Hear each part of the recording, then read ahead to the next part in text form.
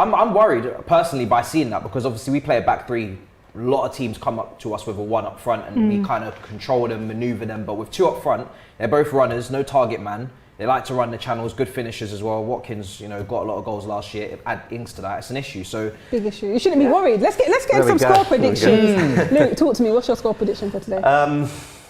If I'm being honest, I think 3-1 Chelsea. But the optimistic Villa fan in me is going to go 2-1 Villa. The very optimistic Villa fan. I mean, you seem super. You're always confident. I'm always confident. But like Villa, with all the recruits that they've brought in, they're a good team. McGinn's back, Bailey on the bench if they need a threat. Traore. I went with a 2-1 Chelsea win. I think it'll be a difficult game for us. I think So no clean sheets today.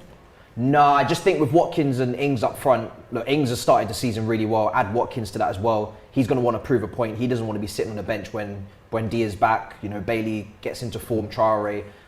They got a lot of attacking options, so he needs to prove himself.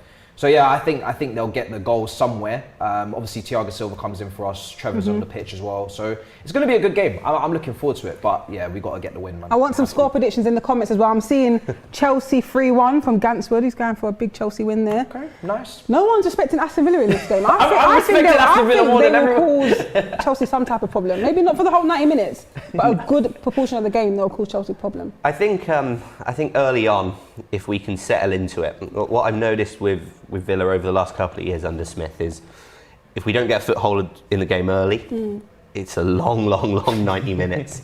But be interesting to see the three at the back. Bringing Twanzebe in there. Yeah. Mings and Konza, when they play well, they're solid. So if we can get on the front foot, nick a goal, it might make for an open game. It might make it for a good team. You don't have to say nick a goal. More. You can get a goal. You've got a good team there.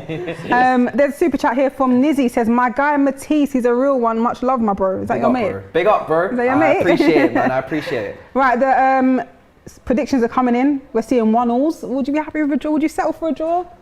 I'd settle for a draw. I know. Hey, listen, you don't have to ask me. Absolutely not. Absolutely not. We have Tottenham next week, Man City as well. No chance. We need to get the win. No chance. There's Chelsea 2-1.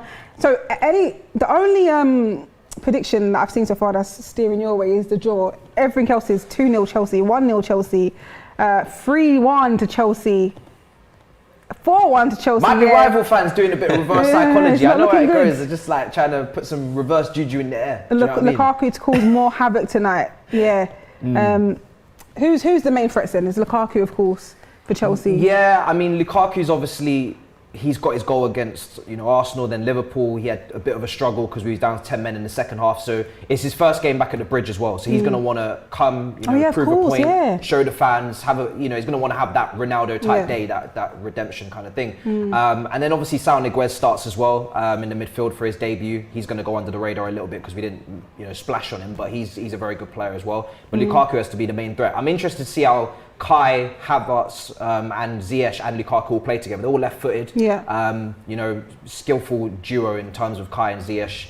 They like to play, throwing a few nutmegs in there as well. So I'm interested to see how that link-up works. We haven't seen it too often in the Chelsea shirt.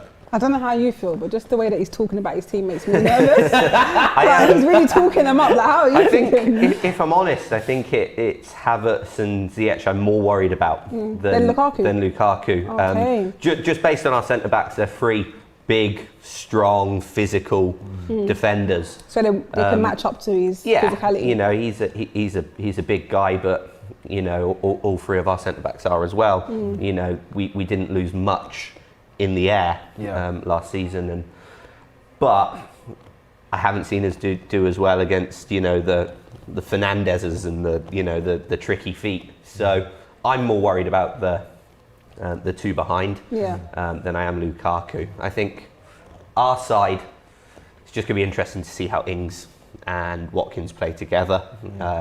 I expect to see Ings dropping out of the two. Okay. Watkins is more of the natural runner. Ings has dropped into kind of those positions towards the end of the last few games, and I think there might be a little bit of space there if we can stay in the game for the first 45. Chelsea are committing men. I think there's that little bit of space, and Ings is as good with the ball at his feet as anyone. I think so. Yeah. I mean, I'm getting a lot of comments. I know this is Chelsea Aston Villa, but I'm getting a lot of comments about Ronaldo. There's a lot of kickoffs today. We've got to talk about some of the games that happened today. Yeah. Obviously, I didn't get to see them. I was at the Arsenal game at the Emirates. So I only know the results. I don't know if anyone managed to see Ronaldo's goal. I heard Fernandes scored a banger as well. Yeah, Fernandes scored a banger. I didn't get to see the Ronaldo goals either. I heard one was a tap-in and one was a little bit of a Newcastle defensive mistake. Okay. But look, the guy gets goals. Do you know what I mean? That's what he does. He's been doing it his whole career. He's back in full effect. Yeah, and you saw before the game, everyone's got their Ronaldo shirts out. Do you know what I mean? The flags are, flying and everything. It's all happy days at Old Trafford. So let's see. And then another shot. Go on. No, his first goal was an absolute. Oh, you got to see it. Yeah, the first one was was fumbled by the goalie, about 4.5 yards out, and he's literally tapped it in. I didn't see the second one. I saw Fernandes' goal, which was a great strike. But I think realistically, in a year's time, 2 years' time, is anyone going to remember what Ronaldo's goals were like? Or are they just going to remember? It's the numbers and the fact that he's CR7. He came back and scored 2. Exactly. And that's what they're going to remember. So, a great start for him. And, it seems like everyone's in good spirits around there. Speaking of good spirits, they're just doing a throwback on Sky Sports. And they're showing 2011 December when you guys played Chelsea and you won 3-1. Yeah. Could we see that again tonight? I mean, I'd love to see it, but... they'll probably flash back in a second to 2012 and they beat us 8-0. I was about to say, I was about to bring it up the year after. They're probably gonna. We got our revenge. That's big revenge. Big time. Big revenge. Time. That was the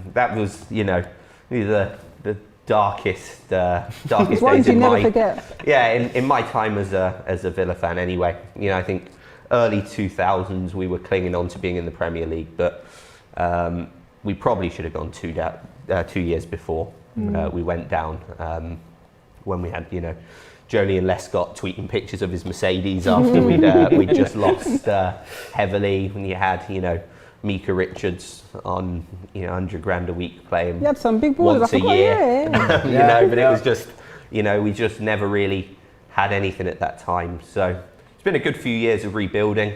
The owners at the minute are really doing some good things. So. I'm excited to see how we get on towards the end of the season. I'm going to throw a curveball out there because obviously at the beginning of the season, people always talk about who could be up for the Golden Boot, and then Lukaku joined back to Premier League and he got added into the mix. Yep.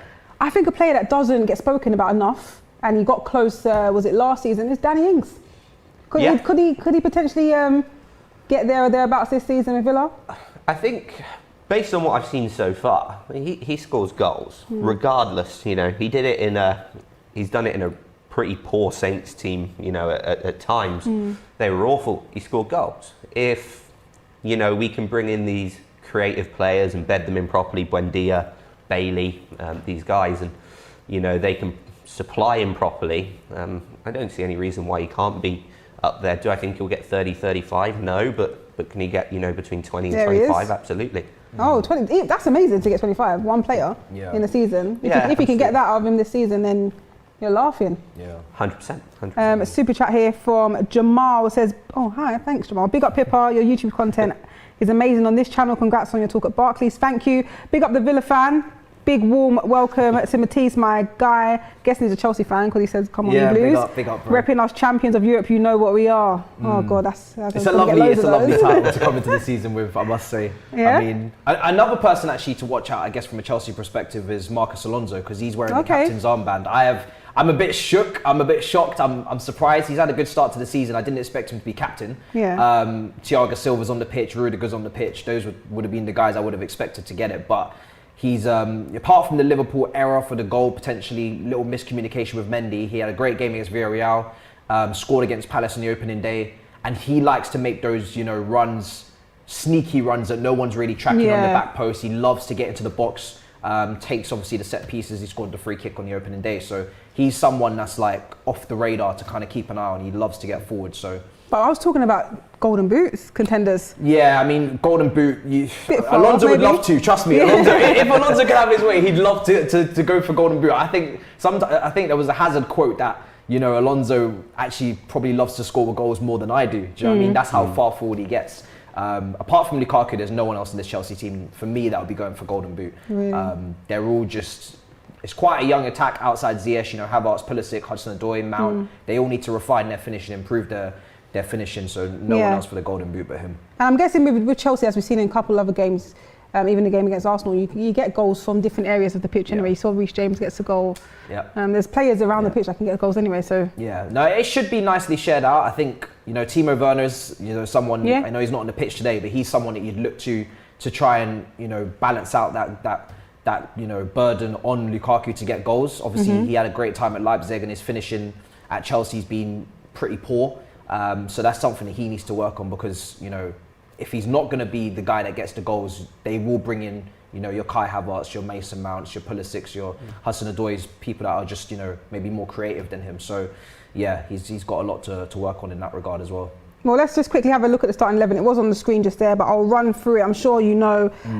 It's Mendy in goal, a back three of Chalobah, Thiago Silva and Rudiger for Chelsea. In the midfield, Callum Hudson-Odoi, Kovacic, I cannot see. Saul, there we go. Alonso, Ziyech, Havertz and Lukaku up front. And for Aston Villa, we've got Jay Steer. I need to get glasses, guys. Apologies. Matty Cash, Konsa, Tyrone Mings, Twenzabi, Target, Ramsey, Louise McGinn up front, Ollie Watkins and Danny Ings. It's going to be interesting to see. Very I think interesting. This is Jed Steer's third Premier League game for us, but we owe him our Premier League status in the playoff semi-final against West Brom. He was unreal in the shootout. Did you think you would see him this point of the season? No. Would you think you'd see him at any point in the season? It's kind of one of those weird things. Although, I respect him probably more than rate him. I've not seen him tested at this level, but he got us up. But I was expecting, Martinez to be a mainstay. I wasn't expecting to see anyone else between the sticks, barring some weird South American police fiasco, whatever's whatever's happening. Kicked off. Okay. But yeah, he's in there now. Hopefully, what if he keeps a clean sheet and has an amazing? He might. I don't think he's a bad goalie. I think he's just not, not been tested at this Could you level. imagine he keeps a clean sheet against Chelsea today? You might have a new problem on your hands. If that happens, I'm going to be annoyed, because we should be firing shots his way. It's his third Premier League game. We should be testing him we should be putting him under serious pressure this match. So Chelsea they're guilty of sometimes trying to score the perfect goal. Players don't take shots from range. Is kind of one of the things that I grew up on with Lampard and Essien. So I would like the long range shots. Yeah. I mean, I don't see it happening personally, the clean sheet, but we've got to give a bit of hope sometimes. A bit of hope. To be fair for Jed, I just hope as long as he, gives a good performance, and it could well be out of his control if he keeps a clean sheet or not. I think, not great early signs. I mean, already Chelsea got a corner. Yeah, Rudiger just running up there, doing what he does. He loves that mazy, random run. Go on. Oof. Here's your boy Alonso. See what I'm talking about? He wants that golden boot. I think he scored against us last season, actually, in the 1-1. I think it was him who scored coming in at the back post. Something I saw him do a few times last year. Yep. So hopefully with us playing our own wing backs, there'll be someone to track him, but we'll see. We'll take him quickly. 2 corners already. I feel like it could, if it carries on, it's only 1 minute. But the way Chelsea have come out the blocks, it could be a very long evening for Aston Villa. It's been a long minute. We need to get that early goal. Hudson-Odoi playing is a big thing for us as well. We haven't seen him too much this season. There was even talks that he could go out on loan to Dortmund at one point as well, and maybe try and do what Sancho did. Oh yeah. So who is that? That was Lukaku, I think. Yeah.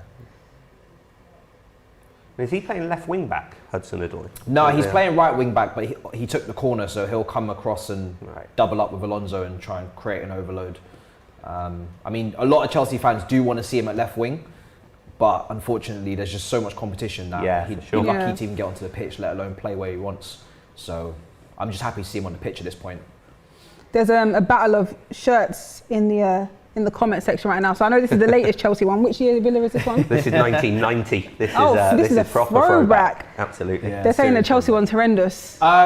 Listen, I can't comment. It was free. You know when they bless you, you're just like, yeah, thanks, man. Good shirt, good shirt.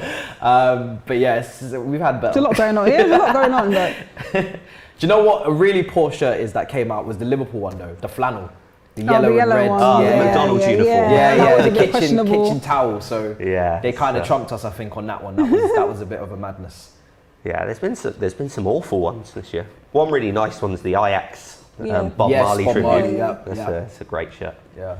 I just couldn't. I was going to buy a Grealish shirt for this season, and obviously. I thought you meant England for a second. I was thinking, he's not yours anymore. And obviously couldn't. So I'm not going to get this year's shirt at all. It's a nice shirt. Not even a Watkins one, no. If Ings wins the Golden Boot, I'll buy 7. But I think for now I'll. It was a nice gesture. Anyone who'd already bought a Grealish shirt, the club refunded or replaced. So, that's nice. Yeah. But when you got in your head, and I'd never bought a Grealish shirt before. Oof, nervous. Yeah. Never bought I mean, Grealish set shirt? pieces we should be good. We should be good on set pieces. So what's the most recent player shirt that you bought, if not a Grealish? So last season's McGinn. Oh yeah, quality. John McGinn. Quality player. I remember the first time I saw it with the Emirates, I was like, who is this? He caused us so much problems. Yeah. I was like, who is this John he's a McGinn guy? problem. I was like, who He's a is problem, this? McGinn. Yeah. I never forgot him after that. He kind of we signed him for 3 million, I think it was. Which these days it's peanuts, isn't it? But yeah, he's been a great player for us. I like the way your squad's shaped up for this season. A lot of teams, when they're losing someone for like Grealish, they don't spend the money right. I think you have spent the money pretty well, to be honest. Yeah, I think that I was just a little bit shocked that we didn't have any. I don't know if it is financial fair play, but we didn't have any net spend. And the 2 years previous, it's been over 100 million net spend. Maybe I was getting greedy and getting 100 million a year every year. You're spending more money than us. But well, yeah, until Lukaku. No, we balanced the books. Yeah, I think Zuma. You got a chunk for Zuma. Yeah, you're the spenders here. You're the spenders.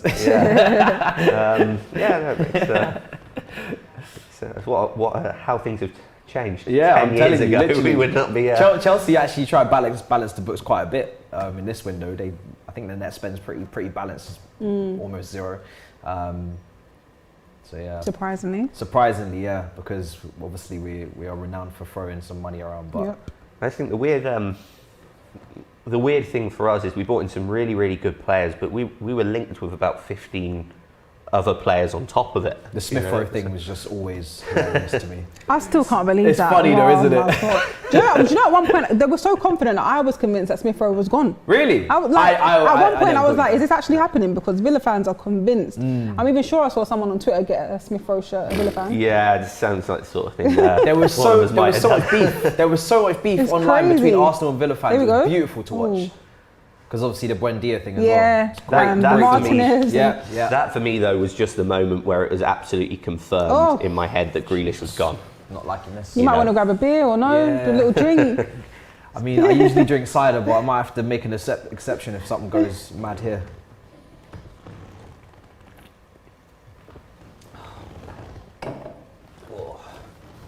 It's only 6 minutes, guys. Relax. Yeah. Relax. I mean, I'm never relaxed watching Chelsea, to be fair. I've actually, with the Villa, because obviously the Villa I grew up on was Ashley Young, John Carew, Gareth Barry, Melberg. So I've always had my first game I ever went to Stamford Bridge was actually against Villa. I think we drew 1-1 against them in 2007. Yeah. So I've always had a little thing when Villa come here, I'm a little bit more nervous. I know the recent record for them at the Bridge is not great, but I've always... Whatever happened to Gareth Barry? He moved to, where did he go, Everton or Liverpool? I'm not sure. And then I didn't hear from him again. Was it Everton or Liverpool? So he went to Everton. Everton. Yeah. And then I didn't hear from him. Yeah, but he played a lot of games, to be fair, though. So we sold him to City, and then he went to Everton. Then he went to West Bromwich Albion. Oh, see, after Everton, I didn't. He just went off the radar for me. He got caught in Ibiza stealing a taxi. What? Real talk? Yeah, him and a few of the West Brom. How have I missed that? You wouldn't expect it from him. He seemed pretty well behaved. He's professional. He seemed straight down the line. He seemed straight down the line. But Steals a taxi. He stole a taxi in Ibiza. Maybe that's where it all went. Yeah, probably. Went downhill. I didn't even hear about that, to be Wow. fair. Yeah, That's all funny. that is. Madness. Defending. I rated him as a player. Yeah, he was just. He just did the basics Yeah, but he just really, what he needed really well. sometimes, yeah. Yeah, like a Scott Parker was a good example. Never did anything exciting. Yeah, but Mark Michael done his Carrick. job. Yeah, Mark. Not, yeah. Mark Noble, yeah. Yeah. Those players, you can't disrespect them in a way. No, they're just. I think you look at all the best teams; they've all had one. Yeah. Oh, I thought that my went in. God, that was mad. I was a little I bit. know I need glasses, but Jesus. what? Wow, I don't know what happened there. That was Was a bit. that on the line? We need a I mean, they're replay not of that. checking it, so I guess it's quite comfortable. But go on. That was It didn't look like the best of corners to me when I first looked at it. But they look like it just skimmed the goal. Yeah, I it's think like it just someone aired missed their everyone. clearance. I think it just aired everyone, and it's gone the whole way through. Chelsea just need to start taking some control of this game now. It's been a bit of a rough start. What is going on? Oh, here we Jesus go. Christ, Villa no. through. Get to him. Oh, wait, through. come out. Way There we too go. much. Is that Trevor there?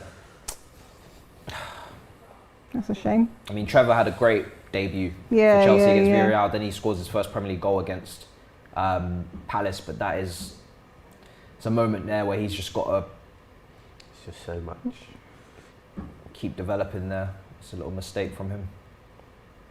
What was that? It's good to see Thiago Silva back after what FIFA tried to do this week. Hmm. I still don't understand what FIFA. So some South American players can play, like the Yeah. Brazilians, but the Argentinian ones can't. I'm so confused. So as far as I understand it, the Brazilian players were fully authorised to go. I guess there's got to be something about travelling to your own country that's different. The Argentine players got the sign off from the South American FA. Yeah. And they're like, sweet, we're good to go. But then as they came into the country, they all lied on the documents about having been in the UK. Also, they haven't been in the UK.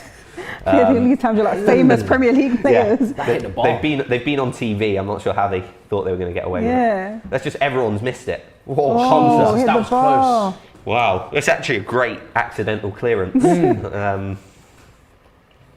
Yeah, it's just gone the whole way. You're For- damned if you do, damned if you don't. Because if Silva stayed, which he did, they tried to ban him for a few games because he didn't go. And then if you go, I'm pretty sure you have to come back in quarantine. So I don't know. Yeah, I think Alonso's down. the issue we've got is I think Martinez is going to miss the next couple of games as How well. many do you reckon? I think they said 3, so That's a lot we've of got games. Chelsea again in the cup. And Who are you laughing stuff. for? Brilliant. Who are you laughing? No, he's banned, isn't he? So beautiful. Get through he this is. game first, yeah? Yeah, true. Imagine now. He's He's then we've got inevitably Everton. there. I think he's going to miss that, but he should be back to the United game, hopefully. Not the best game to come back to be fair. Everybody, Soon. everybody who plays FPL is fuming about Martinez not being available. Yeah, I had yeah. to swap him out, and he was good value. I ended up with Pope in goal. I'm not too confident with it, but there we go. What's going on here? Is he doing a Rory Delap? It's not a bad throw, to be fair. Jesus. Decent. It's not a bad throw at Rory all. Delap regen. We scored earlier in the season from Ings' overhead kick was from a throw-in like that. Yeah. Great goal. Incredible goal. Did that get goal of the month? Yeah, it was Come on, of announced course. yesterday. Deserved, had to, didn't it? It was a brilliant goal. Everyone loves an overhead kick, Yeah. to be fair. We love all the fancy stuff. Come on, Chelsea, man. So what did you say? 2-1? Yeah, I've gone 2-1. And yeah, I'm hoping that there's just no surprises in that. I know it started off slow, but I do think there'll be quite a few goals in this. It's just they need to just get out of the Yeah. blocks quicker. Yeah. Yeah, I'm betting on Villa to score definitely, but Yeah, I think we will, but it looks like we've kind of started to understand we need to be in games. what happened What are we doing? there? Communicate. Jesus, Alonso is just like tying his shoelace or something. Miscommunication. It always baffles. You know when you see a professional footballer take a foul throw? Yeah. Yeah. So stuff like that. I used to do that in Sunday League sometimes. Did they ever get penalised for it, or they just let you play? No, on? they penalise you. Oh. Yeah. Yeah, I remember my coach, it was under 13s or something, didn't let me play for 2 games Because of foul of a throw. foul throw. Jesus But, Christ. Talk about shit it's like coaching. as a kid, you used to get slaughtered for it. Oh yeah. If you went into school the weekend after a foul throw, you're eating lunch on your own. You're not doing anything. But you see players on 50, 60, 70 grand a week And still doing it. and still doing it. I just think, it's just Double What are we H doing? is saying Villa masterclass incoming. Book him, man. Book him. Be a nice surprise, to be fair. nice to have some Villa love. Villa love. Is Double H a Villa fan though? I don't know. It's probably more like these anti-Chelsea. Yeah. It's, There's a lot of those. Oh, good Oh, ball. Go there's on. your Go boy. on. Well defended. Is that That's what I'm talking Konsa? about with Alonso, just making cash across the those secret Konza. runs. You got to watch him. Go on. It's not going to be easy for you today. No, I it's mean, not. you will get I've goals, got it a lot won't of be respect easy. for that Villa team. They're well managed. But I do think if we get the early goal, then they might open up a bit. They've obviously matched us True. with 3 at the back as well. So He was offside anyway. yeah, I want to see some goals. yeah. I need to see. Havertz and Ziyech are key here. Obviously, Mason Mount usually plays. He's been given maybe a bit of a rest as well. He's a bit overplayed sometimes. They just need to get in between the lines and start creating things. That was a great bit of dribbling there. Go on. What a Oh, ball what that ball? is. Go on. Go on. No! Come on! Yes! Come on, There goes that Lukaku! first We goal. spoke about it, the danger man! Come on! Come on! On his right foot, that's a terrible knee slide. We're going to have to redo that. I really don't like it when someone butchers a knee slide. It I'm ruins worried for everything. Villa now because Come on! I was thinking if Chelsea score any minute now and they get that first goal before 20-minute mark, they're gonna. I'm buzzing with that. Do you know what it was? Because Lukaku, he's quite underrated with shooting with his right foot. Like he's very confident going either way. Obviously That he's was great. left-footed. The ball. Who played that? Brilliant pass. I think it was Mateo Kovacic. He kind of broke through there. Yeah, he kind of just broke past the press and then great ball. He's been playing some good forward passes this season, a little bit more than usual. 1-0 Chelsea. Oh, What a finish as well. that is sexy. That's a great goal. That's a great goal. I think it was Really good ball. Tuanzebe's turned inside out there. Oh, Sent him love flying. He it. got sent. He That's got an sent. ankle He got breaker. sent. He Sent got packing. sent. Oh, see you later. Phew. Jesus. You can see Konza afterwards as well. Waving. Why have you not stood him up there? Yeah. Why have you not stood him Sent up? him back to Greg's, man. Pretzel. Twisted up. It's beautiful scenes. So you still sticking with 2-1? Because I predicted 3-1 for this. I genuinely predicted 3-1 for this game. Chelsea 3, Villa 1. I mean, this actually doesn't really change my thoughts too much. I think because if we go a goal behind, that's usually a problem for us because we're not great at scoring a high volume of goals. And I don't think we go behind too often under Tuchel. So yeah, this is going according to plan so far. He's returned to the bridge and he gets a goal. Yeah, it's just a shame the knee slide wasn't. I didn't even notice it. I was looking at you celebrating. He proper slipped. I looked at it. I was like, that's a shame. Who else did that the other day? Last couple of weeks ago. I swear it was a Chelsea player again. You see him all the time now. Yeah. The They failed proper knee hit their Terrible, knees, terrible and you knee know it's slide. painful. You know it's painful as well. They got to style it out because Yeah. Just like meant that. Stumbles to the All right, ground. the Chelsea boys are in the comments now. They have arrived. Oh, I They call him have R9. arrived. Do you know what I mean? Forget the L, just call him R9. R9. The legendary R9. Yeah, man, he's bald, isn't it? So it's basically the same thing. he's Maybe not as majestic about it, Yeah. The great challenge says Lukaku is amongst the best strikers to play in the league. Massively underrated. Was a shame it didn't work at United. Mad respect for Big Rom. Yeah, I mean, look, he's refined his game a lot since Inter Milan. Obviously, when he was at Man United, he was kind of called like, you know, a track bully and, you know, first touch and all these other complaints. But now, since he's worked under Conte, he's worked on that religiously. Back to goal, you know, first touch, building The up thing play, I dropping deep. I just didn't get it with him.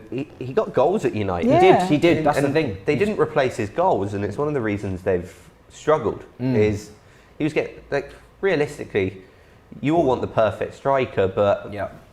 first and foremost, you want him to get goals. And Yeah. he was doing that. Yep. He was getting goals. He was scoring. I think he got a bit of a tough. I think they said he didn't suit their style of play or. Whoa! Oh my! I thought that was it, Jesus Ollie. Christ!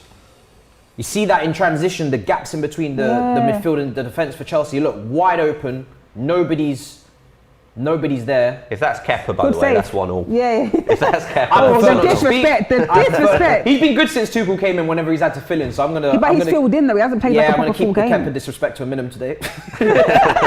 And the less I say, the better. Do you know what I mean? So basically, it would have been 1-1 if Kepa was in goal. yeah, facts. Bite my tongue in it. No comment. No comment. What I always say with Kepa is like, What is that? it's like hiring a manager and then he's flipping burgers. That's not what we hired you to do. What? A manager, a football manager? No, like if you're a like at manager and you McDonald's. hire a manager and then he ends up saying that I'm really good at flipping burgers, like that's not what we hired you to do. He's on like 200k a week and he's backup goalkeeper. It's like, it's not your job title, do you know what I mean? So even if he is doing well off the bench in cameos, it's not really good enough. So Yeah. Yeah, I think. Gantz said, allow Kepa, please. yeah, man, he's not even on the pitch, you know what I mean? And he's still getting slated. Yeah, Catching but stray bullets. Mendy's a good goalie. I can't Yeah, give anything to him. No, he finished just behind good. Martinez last season for clean sheets, isn't it? Yeah. A few less games, but it was a good race. Obviously, Lukaku and Ronaldo are going to chase that golden boot now, just like they did in Italy. So Oh, go on then. I think. you're not neutral, no? I am being neutral. I'm trying to see goals. I think. What, do you want me to back Chelsea? No chance. Well, why not, man? I clapped for you. I think I clapped to celebrate for you. That must have been painful. Oh, yeah. I think I clapped. Probably didn't. Oh.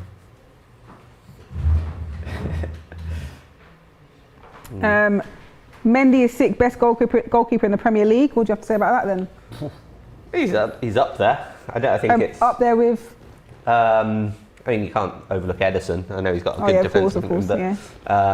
I think Martinez is top 5. That's what I wanted to see if you was going to No, mention. I think I'd put him top 5. Is he the best in that? He hasn't really done it for long enough. Neither is Mendy. But, you know, I'd want to see Mendy have another season this season to put him up there with Edison. Edison's done it for a handful of years now. Yeah. I think for me it's Edison first, and then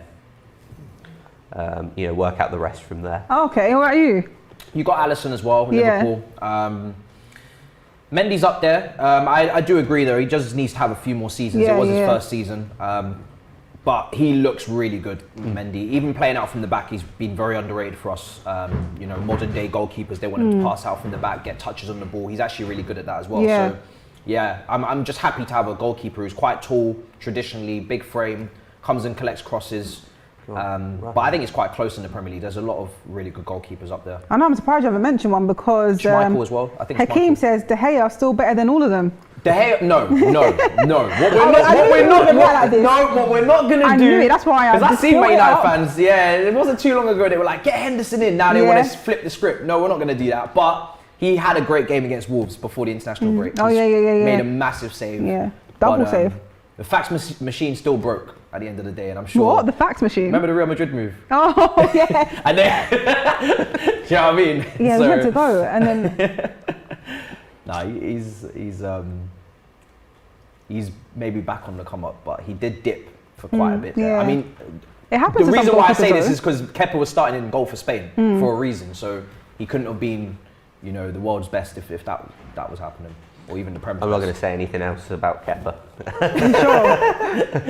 No? I'll leave that one there. Yeah. I think that says it all, though, doesn't it? It does. It's a great ball. Oh, no one's there. Just to come back to what you said there, Red Devils Marley says, yes, no one wanted Hendo. Really? I mean, he had a According great to loan at him- Sheffield United. I thought Man United fans were I did quite hear excited some about United that. fans call for him, but I thought they were quite excited about that. I mean, obviously, I know it hasn't maybe worked out so far, but Yeah. he had a great loan at Sheffield why is United. everyone's laces undone today?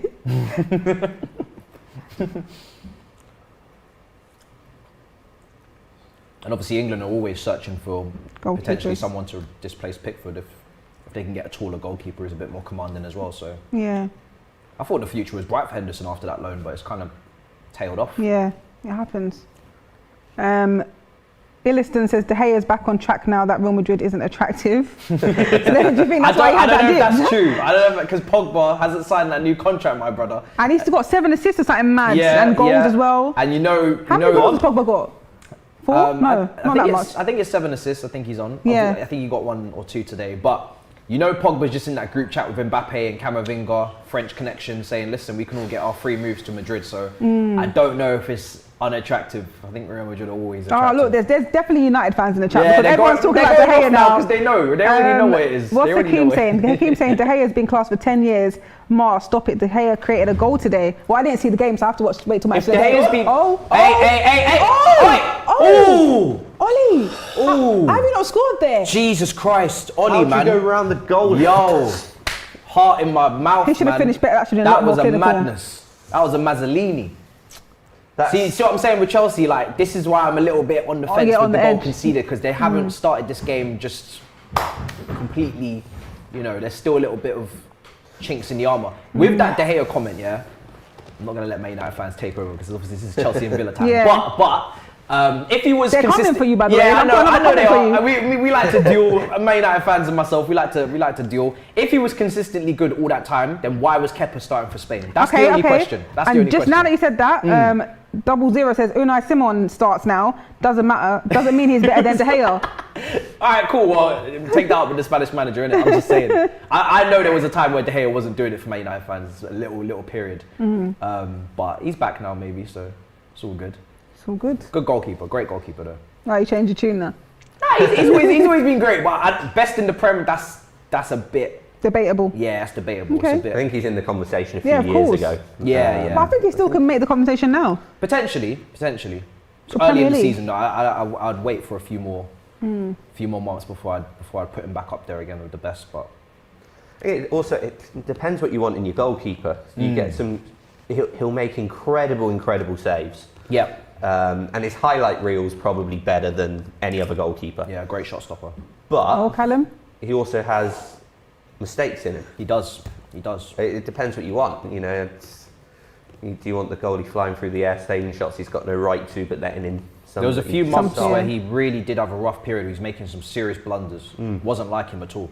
Yeah, it's you know, it's not been his whole career at all. I think it'd be harsh to say it was, but there was that period of time. It just everything seemed to go wrong for him. Yeah.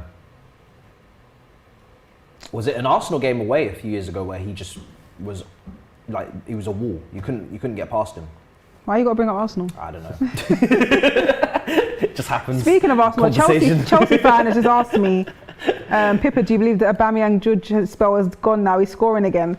I mean, I don't know if you lot saw. He just about scored. Yeah, we was waiting to see is that I wouldn't offside say you're or out the not. woods. You're not out the woods yet. Yeah, we're not out there yet, but at least he scored. We've got a long way to go, a very long way. Yeah. I think it's the points on the board that Yeah, that just waiting for. matter. That's the most important part. Offside. That hold-up play though was really good from Watkins. Really good. I think he took that chance like a player who's not been starting. And I think, you know, changing styles, going two up front, that hasn't looked like Ings and Watkins are quite clicking yet. Yeah, I'm it hoping takes to see time. you know. Great block from Thiago Yeah, Silva. Thiago Really Silva. good block. Oh, Thiago Silva. I love him. I just think of that Dave song now. Yeah. Glastonbury. He didn't He even actually mean ended it. up meeting the kid who. Oh yeah, I saw that when he was at. I think he met him or they had I think they had a FaceTime or something. No, like no, that. he went to the stadium. Oh really? Yeah. Oh, okay. Oh yeah, Alex. Yeah, he is a Chelsea fan actually. Yeah. No, yeah. this is before he came Chelsea. Oh, was it? Yeah. Oh, mad. He Oh flew yeah, out of course. there. Yeah, of course. Yeah. Years ago. Yeah. Go on, you got to get something. No, you don't. No, you don't. Clean sheet, please. Seen too many of them from Douglas Luiz over the last year. Man City had a buyback on them, didn't they? Yeah, they had 25 million. Probably expired now, maybe. Yeah, it's that's not bad. yeah, it's expired now. We've seen him linked with Roma. Mourinho seems to be a fan, but yeah, I think I think he'd probably suit the Italian league better.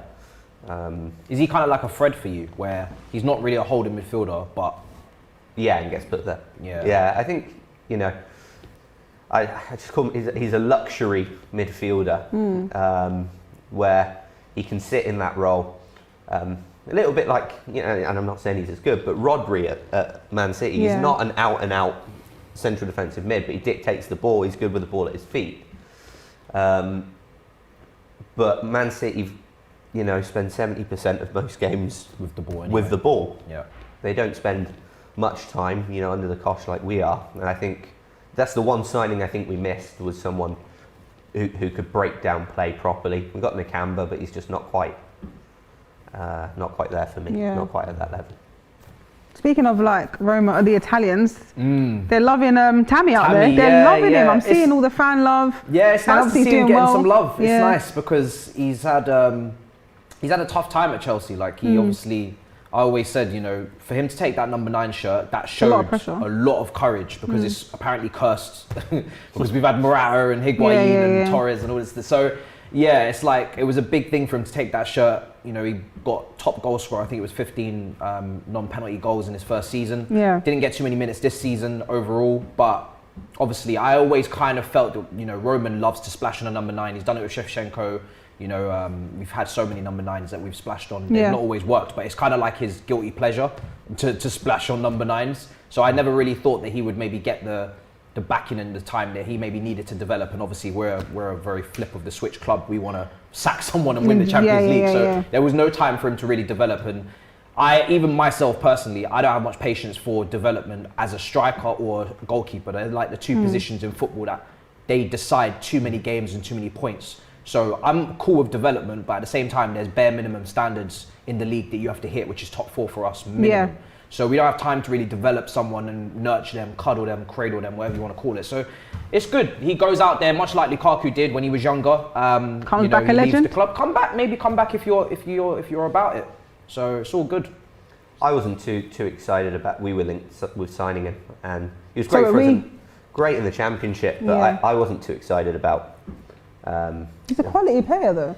He's got qualities about him. Yeah, he has, but I always ask the question, you know, why was he not getting the? And you know, part of it's probably what Matisse was saying, that you know you're going out and signing these big strikers, but there's got to be a reason that they felt that there was a need to do that. You know, there's got to be a reason that no one wanted to pay the 40 million for him. No one was biting, you know, their hand off for it. Matty Cash, mate. There's definitely parts of his game he's got to improve, like his head and ability for someone of his height is really poor. Yeah. But he's got good movement. His build-up play did improve at the start of last season as well under Lampard. So he's got things. I just feel like he needs to be tidied up a bit, like with his. Yeah. You just need to be refined. Yeah, and that's it, developed. refined. Yeah.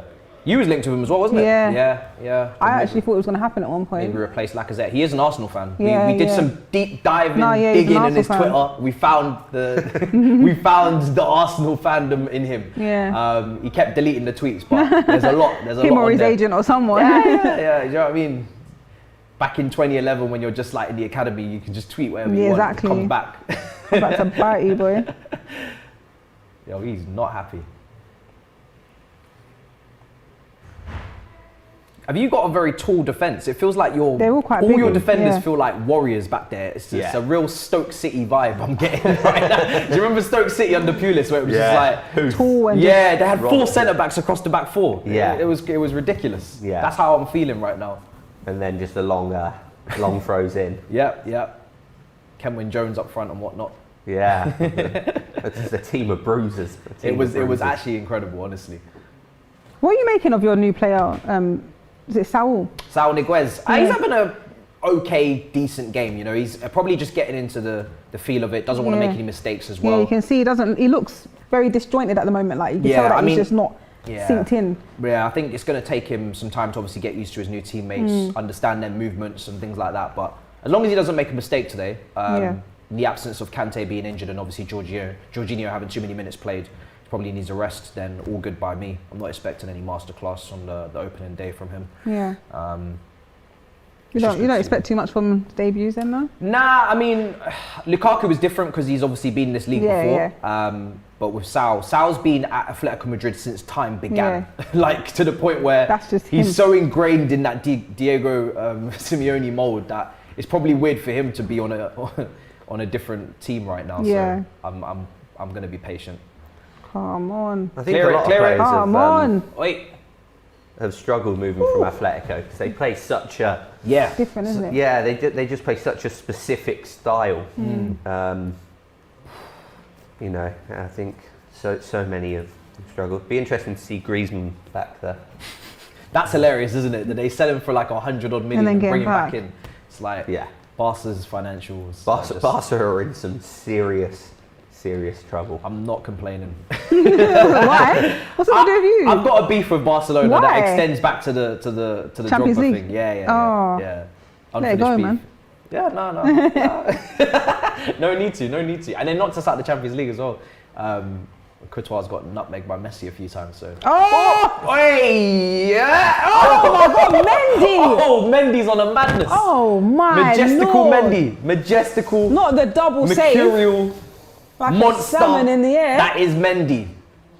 Talk about this brother. Best goalkeeper in the league. Back up on his feet. That's outstanding to me. That's a De Gea. That's a De Gea moment. If you want something for the cameras, that was. That's a good highlight to add to your reel. Yeah, we're competing for the highlights, 100%. Should have been 1 all what would be there. happening if Kepa was in goal. Hey, stop it! That should have been 1 all, man. But Mendy. The first one's fallen to Mings. The second one's fallen to Konsa. You know you got to think if it's fallen to Ings or to Watkins. He was moving like Elastigirl there, just like Elastigirl. yeah, Incredibles. Love that film. That's why I actually nicknamed him, because he's just got long arms and everything. Yeah, it's a madness. Oh, talking about Saul. Oh no, there's not many fans of him in the comments here. Really? Big Meat says I'm a Chelsea fan and he's had a stinker so far. I mean, it's not first half's not even done yet. Jesus Christ. I saw another comment Give it time, from give it Donald time. Duck saying Saul Donald is Duck. finished. I'm sorry, Simeone wanted him out for a reason. I think it was partly, Simeone maybe wanted him out because I think they signed DePaul from Udinese. He's a young Argentinian. They had a really good Copa America young midfielder, looks really promising. But also, I think Saul needed a new challenge. I think he also wanted to go as well. So why not? Him, Koke, players like that have been there so long. So obviously, I think last season the general consensus is that he didn't have the greatest season, but he still played 33 games in La Liga in a title-winning team. He was moved about a lot. Sometimes played left mid, sometimes central, left wing back, I think as well. Yeah, he can play wing back. So, he's not playing wing back now, I think. Left side midfield in the pivot today, but he obviously has the ability. We saw him a couple of years ago. You know, everybody remembers the goal against Bayern Munich in the Champions League and everything. So yeah, we just have to be patient. I think we brought in Mateo Kovacic as well on a loan from Real Madrid a few seasons ago under Sarri, and that paid off as well. That was a good loan. Then we ended up signing him. So it's a very minimal risk signing. You know, if he doesn't do well, Loans we send him generally back. are. You know, I think Headache at times. you bring someone in for a free, even people say the wages, this that, and the other, but when you look at a club like Chelsea, I don't know what Sol's on, probably 80, something like that, 80,000. Yeah. When you look at it, it's not going to do anything to your books at all. If he plays, today and doesn't play for the rest of the season, it's not going to have a real negative on you. I think there's so little risk when it comes to those loans. Yeah, I mean, it's up to him to perform, because obviously if he doesn't perform, he goes back to Atletico, where he maybe isn't wanted or he doesn't want to be, and then we pursue with other long-term targets. So I think Gallagher had a really good game against Tottenham. Obviously, we've got to get that in. They lost. Yeah. The agenda continues for us. Do you know what I mean? I just saw the result and I was like, wow. Can't be on it. You know what I mean? Couldn't believe the result. It was beautiful. As I come off the train, I was like, wait, what? Yeah, Gallagher got an assist and set up Zaha. Edouard from Celtic, new signing, came in. Obviously, Benteke needed some competition. He gets 2 goals off the bench. Yeah. And you got Tierney from there, Van Dijk. Celtic are good with that. Yeah. So, yeah, lovely. Let's get through some of the comments. Everyone's bigging up Mendy, I'm guessing, for that save just beforehand. No one's bigging up Sal at the moment. Kurt B says he's been average for about at least 2 years on a serious, not for real. Sal out. There's loads of Sal outs. Oh no. Kurt B says, can you ask Luke if he's happy that Grealish left? I'm sure you're not. I think realistically, if he'd whinged and whined and caused a big stink to leave, I'd be less happy. But look, the club knew that we needed to get 100 million for him if he was going to go. They put that in his contract. We got 100 million for him. If we've kept on to him when his heart's elsewhere, for me, I'm glad to see us look a little bit more like a team.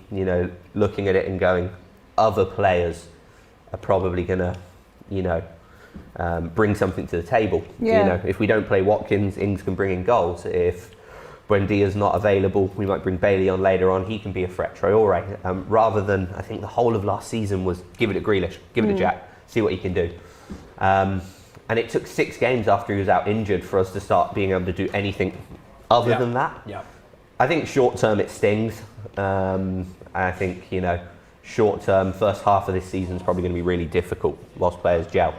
But I think long term, if he wants to go and play Champions League football, and we've got 100 million in the bank, I don't think it's as bad as a lot of Villa fans are probably making it out to be. Yeah. I can relate because we obviously lost Hazard and it's a very similar situation, same position. And I've always been a fan of teams that are a bit more balanced anyway, attacking wise. They're just not overly lopsided on one side, which we was with Hazard as well. Similar situation with Grealish, over-reliant on him.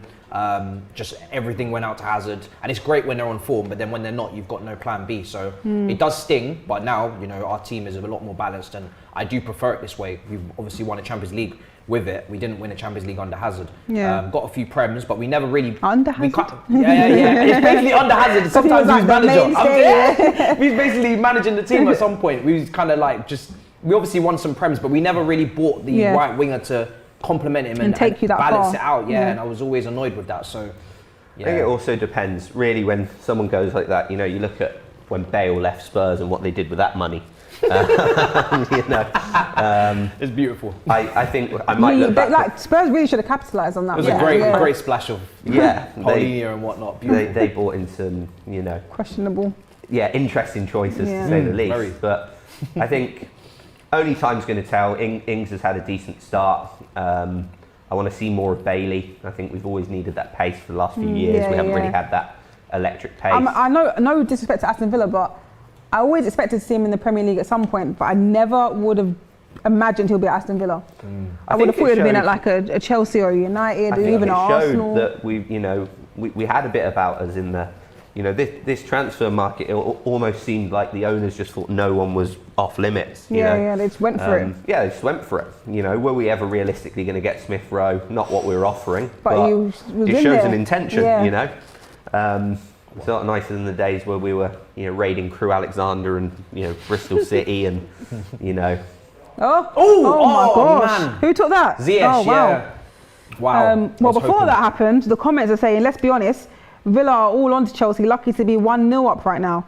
And Leston says this Chelsea team will concede goals chances in big games. Basically saying Chelsea are not looking that great right now. I wouldn't make that conclusion from this game because we went to Liverpool before the international break with 10 men.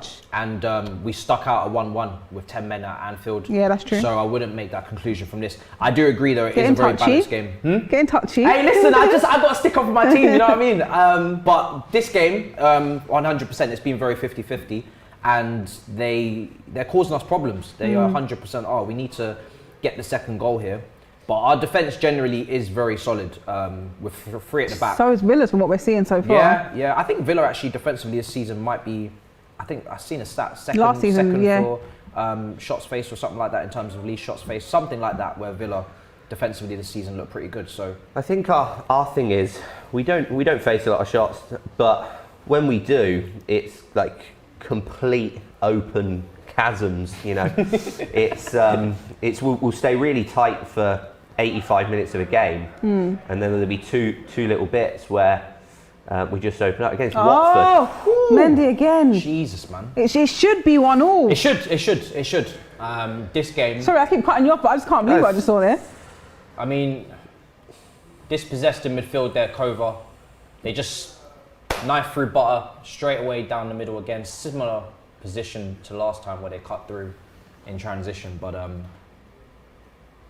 obviously you're used to watching every single Villa game. At this moment, like, how familiar is this moment for you, being 1-0 down, having chances?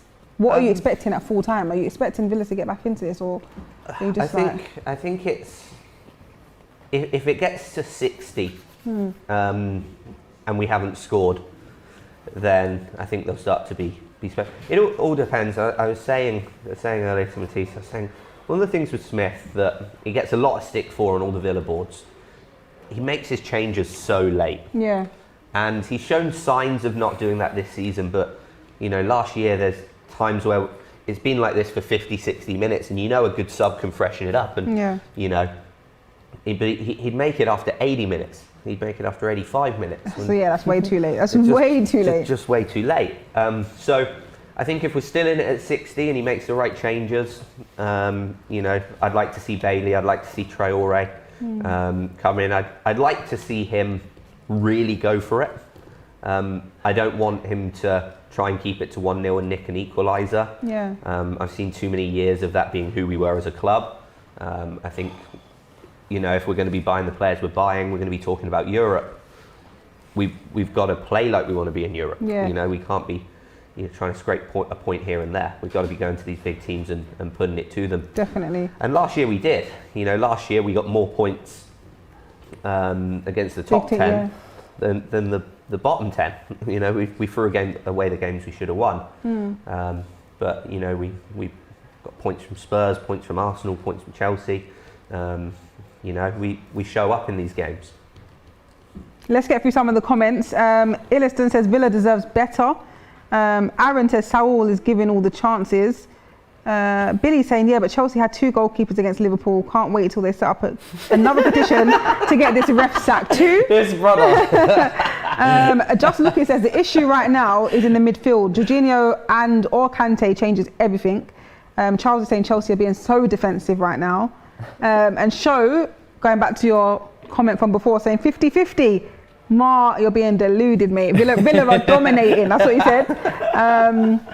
And JB says, no doubt about it, Villa have been the better side. I actually agree. Yusuf saying, come on, Villa. There's some Villa factors and Villa love in the comments. There's Villa love.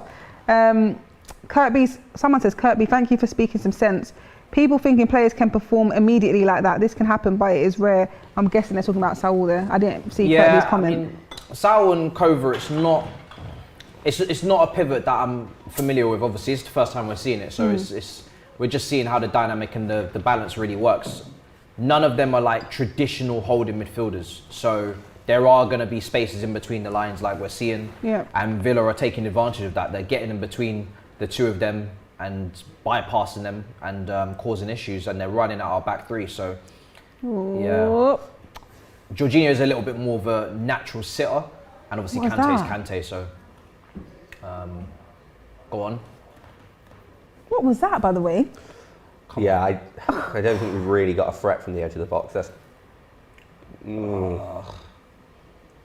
hacked away. Get it out. But I'm happy with this. If we go in 1-0 up, I'll take it. Especially the way Villa are playing, and then come back out and regroup, because it's just a little bit all over the place right now.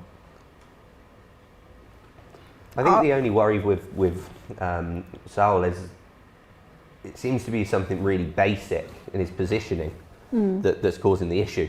You know, it's not that his little flicks aren't coming off. It's not that, you know, yes, players need time to adjust, but when you're playing on the right side of a midfield two, be on the right side. Yeah. That space is just there over and over again. It's just, that for me should not take an adjustment period when you're a professional player and you're title winner. It shouldn't take, you know, how long does it take to stay on the right side of a midfield two? That's true, but there are some people in the comments, I can't remember the name, they said that obviously they're pretty certain he would look a lot better alongside Jorginho.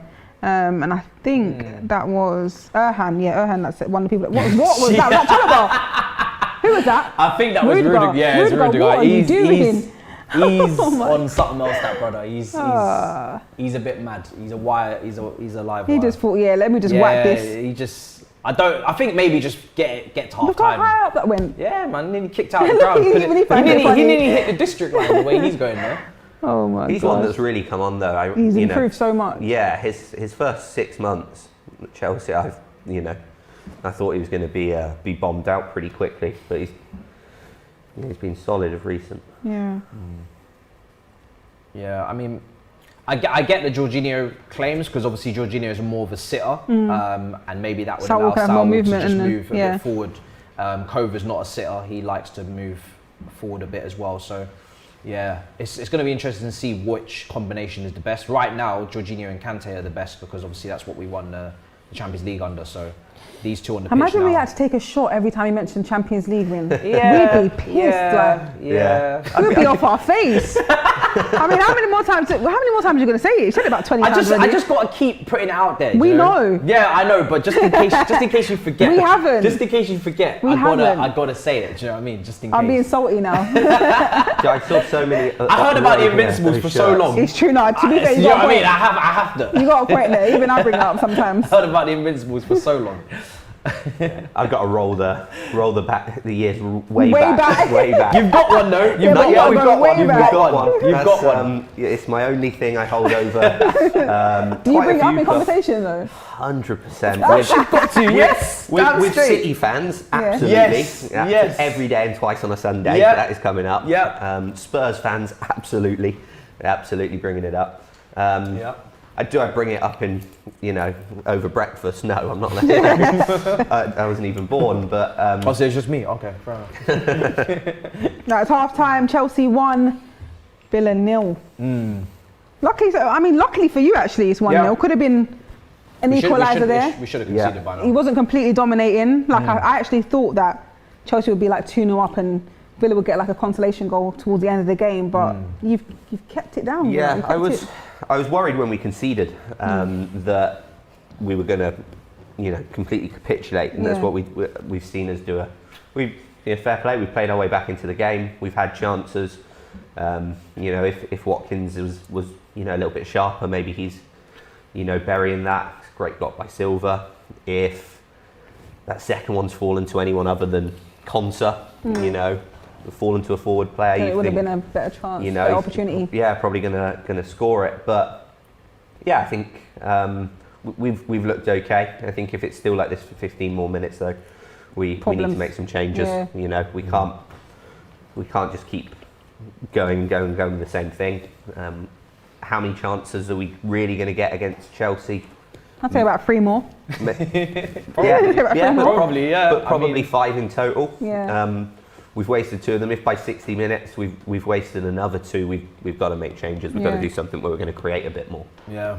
I can't lie, your energy's dipped from when we first started. Yeah. How are you 45 minutes in? How are you feeling now? They're making me nervy. Do you know what I mean? Obviously, Mendy's had to make some really big saves. The midfield is wide open. I think that's where structurally this team right now is looking weakest. That's where all the energy's coming from Villa. They're just going straight through the middle, and they're getting a lot of joy out of it. There's a lot of there's an imbalance there because the gaps between the back three and the midfield is not normal. It's not how it should be. This formation is meant to be quite compact. It's meant to be quite structured, quite conservative off the ball.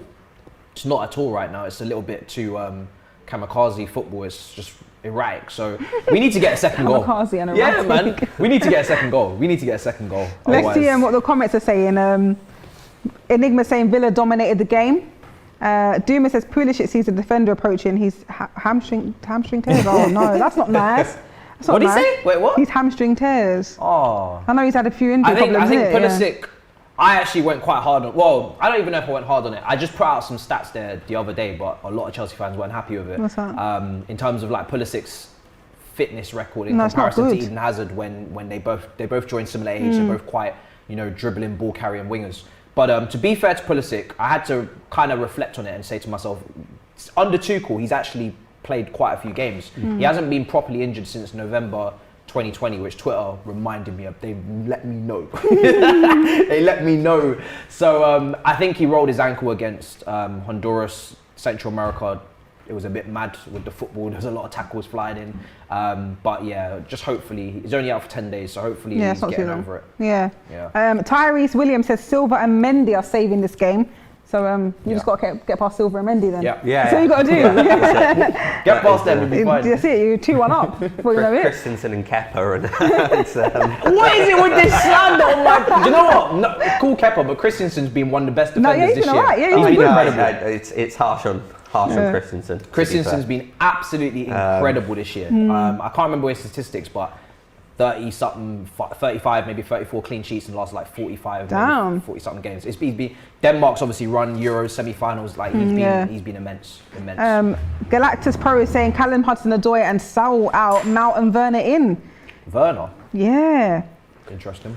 He'd make an interesting wing back. Yeah, who's going wing back if he? I don't know. I At least no one's think he got expecting him Who to we score if putting he's wing wing back. just wants them off. Just wants them off. I was like, the math is not mathing, my guy. Like the maths is, you know, when you just carry the 8 and you just keep it moving, but you get the working out marks, but you didn't actually get the question right. Yeah. I think this is a compliment. It's pretty backhanded. Don't know how Tyre's got involved here, but he says a Chelsea fan that is down to earth and a Villa fan that talks sense. Tyre should take some notes. Don't make me blush on camera. Stop this, please. Where's the hate? And Action Carmen saying Timo Werner to score in the second half. Is that what it's come down to now? You need Timo Werner on. Because you said the only attacking threat is Lukaku, and then you mentioned Alonso. He's not even a forward. Yeah. I think Timo could be an impact sub until he really brushes up on his finishing and maybe comes on towards the end of games when teams maybe come on to us, maybe like Villa will in the last 10-15 minutes. He can run beyond, take it, advantage of the space in behind. I wouldn't bring him on yet. I think it's a bit too early for that. But he could be a threat off the bench, but he does need to sort out his finishing because it has been a bit iffy. Do you see him as a striker or a winger fitting into this? I call him a space creator. Yeah. It's a new term I've come up with. Oh, Werner. Yeah, it's a new term I've come up with because if you call him a striker, strikers have to strike. And score goals, Yeah, so I call him a space creator. What He in creates the- space, makes runs, A causes space havoc. creator. Yeah, it's I cool. don't see that option on FIFA. don't see And that. it's not on Football Manager either. Don't see that option anywhere. It's not on there. Creator. What are we We're in? working on it. I'm going to talk to What the is head, this, the head NASA? office. Astronaut settings. You know what I'm saying? Oh, why are you not at me now about who scores at Arsenal? I'm just getting involved in the conversation. It's got nothing to do with Arsenal. Gosh, I'm being impartial here, guys. Andrew saying the space between our midfielders is poor. They barely have space to receive it. The square pass isn't available for forwards because they are too far away.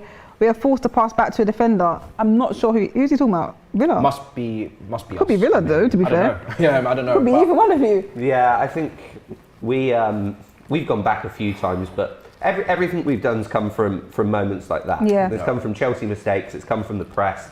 It's come from those midfielders pushing on.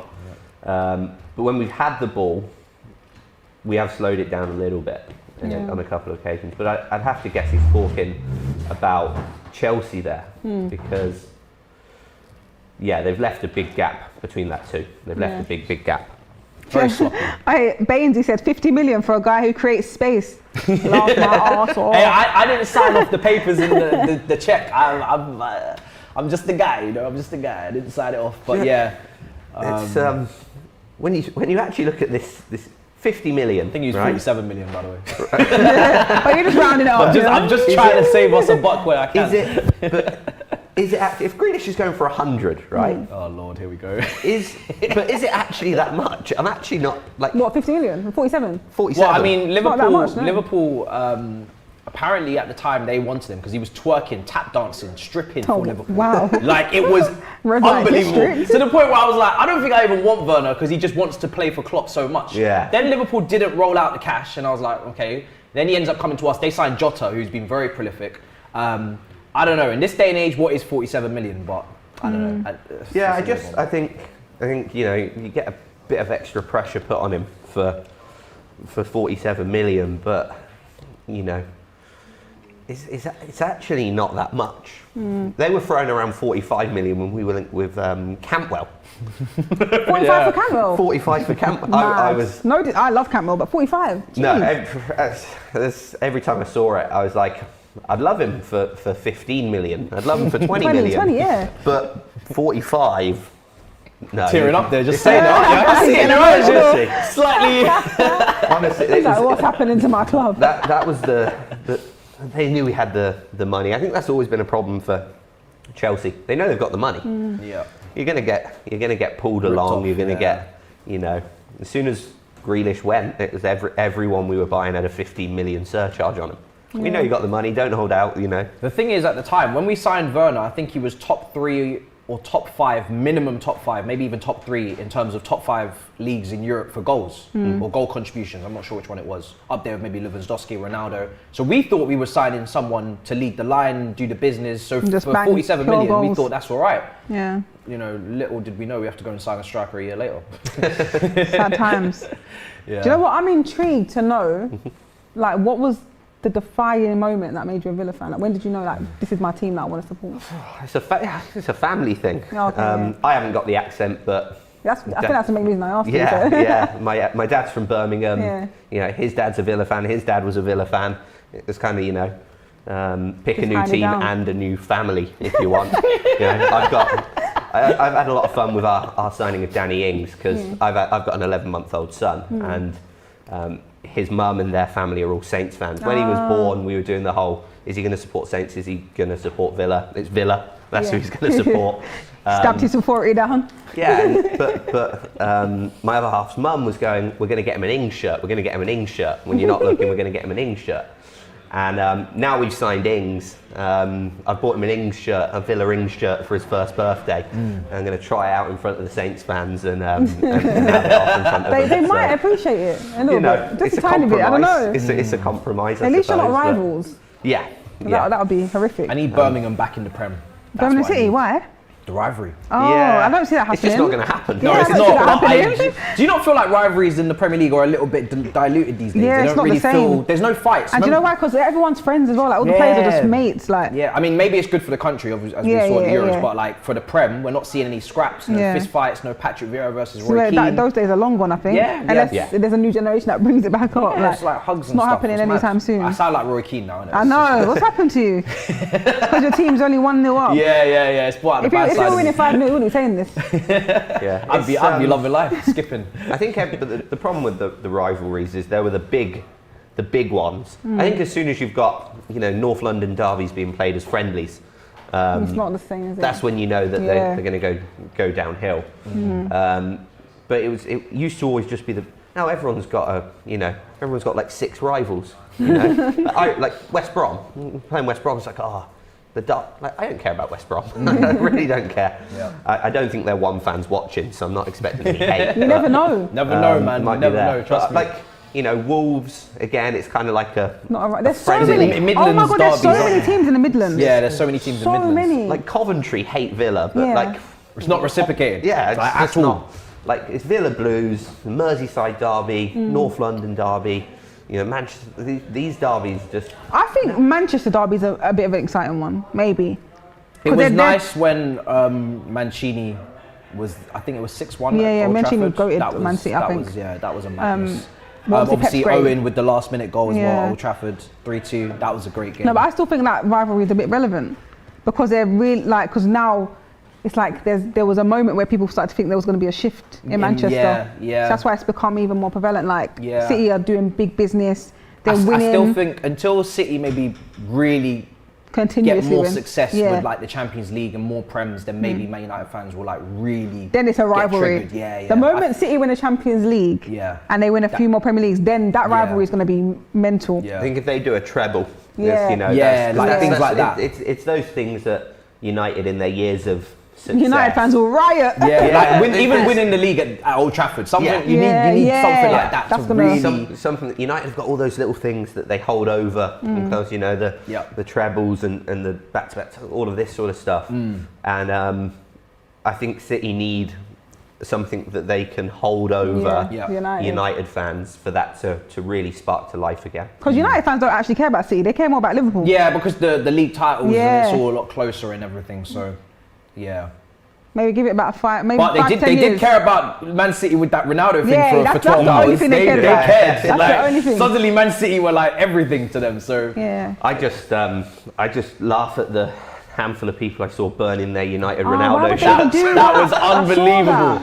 Like, know? didn't even wait for it to get announced. Just was like, I'm And they done. had the classic Ronaldo shirt as well. Not Done. this funny, no offense United fans. I don't like that new font they have on their back of their kit. The Yeah, thin I letters. did prefer. Sharp was good. Vodafone. Yeah, those but old ones were. they old burnt sponsors. their classic United Yeah, shirts. man, they were fuming. Madness. They So were there's like, your they boy. were calling Messi the GOAT and everything. It's back when, you know, all those shirts. It's like, so this shirt Villa wore for almost 10 years, almost identical. 1983, 1990. It seems like each club brings out a new shirt every I month. was going to It's say that there were every certain year. clubs like yourself, West Ham, most clubs actually, they had the same shirt every year. It didn't change. Yeah, Didn't change. We had Now the we're same getting new shirts sponsors every for year. 10 Yeah. years, 83 to 93, same sponsors, and now it's just every single season. It's actually too much to take. It's too much. It's where the money comes from, though, isn't it? Yeah. It's, you know, it's where the 47 million for Werner comes from. Hey, you know, as you sign him, there's a new shirt. People get it on him. A year later, you sign Lukaku, new shirt. I'm gonna, you know, it's this sort of thing. Yeah. Business. You know, it's getting more and more expensive. Getting ready to come on. Jorginho's coming on, so obviously they saw the comments. Tuchel saw the comments, and he comes on for Saul. Yeah, I mean, listen, he wasn't having the greatest game. I know, literally, as I'm reading the comments now, Henrik says Saul having the worst game in his life. Jesus. And FB says, just seeing the Watkins chance again, has to score that. Overrated striker. Wilson, Bamford and Ings are both clear of him. These brothers are ruthless in the comments. Ruthless. These comments don't wait around for nobody. Bamford didn't even do too great in the qualifier. I disagree with Wilson outright. I disagree with the Wilson one. Bamford, very close. Callum Wilson's clear? No, I don't. Oh, he's like, no.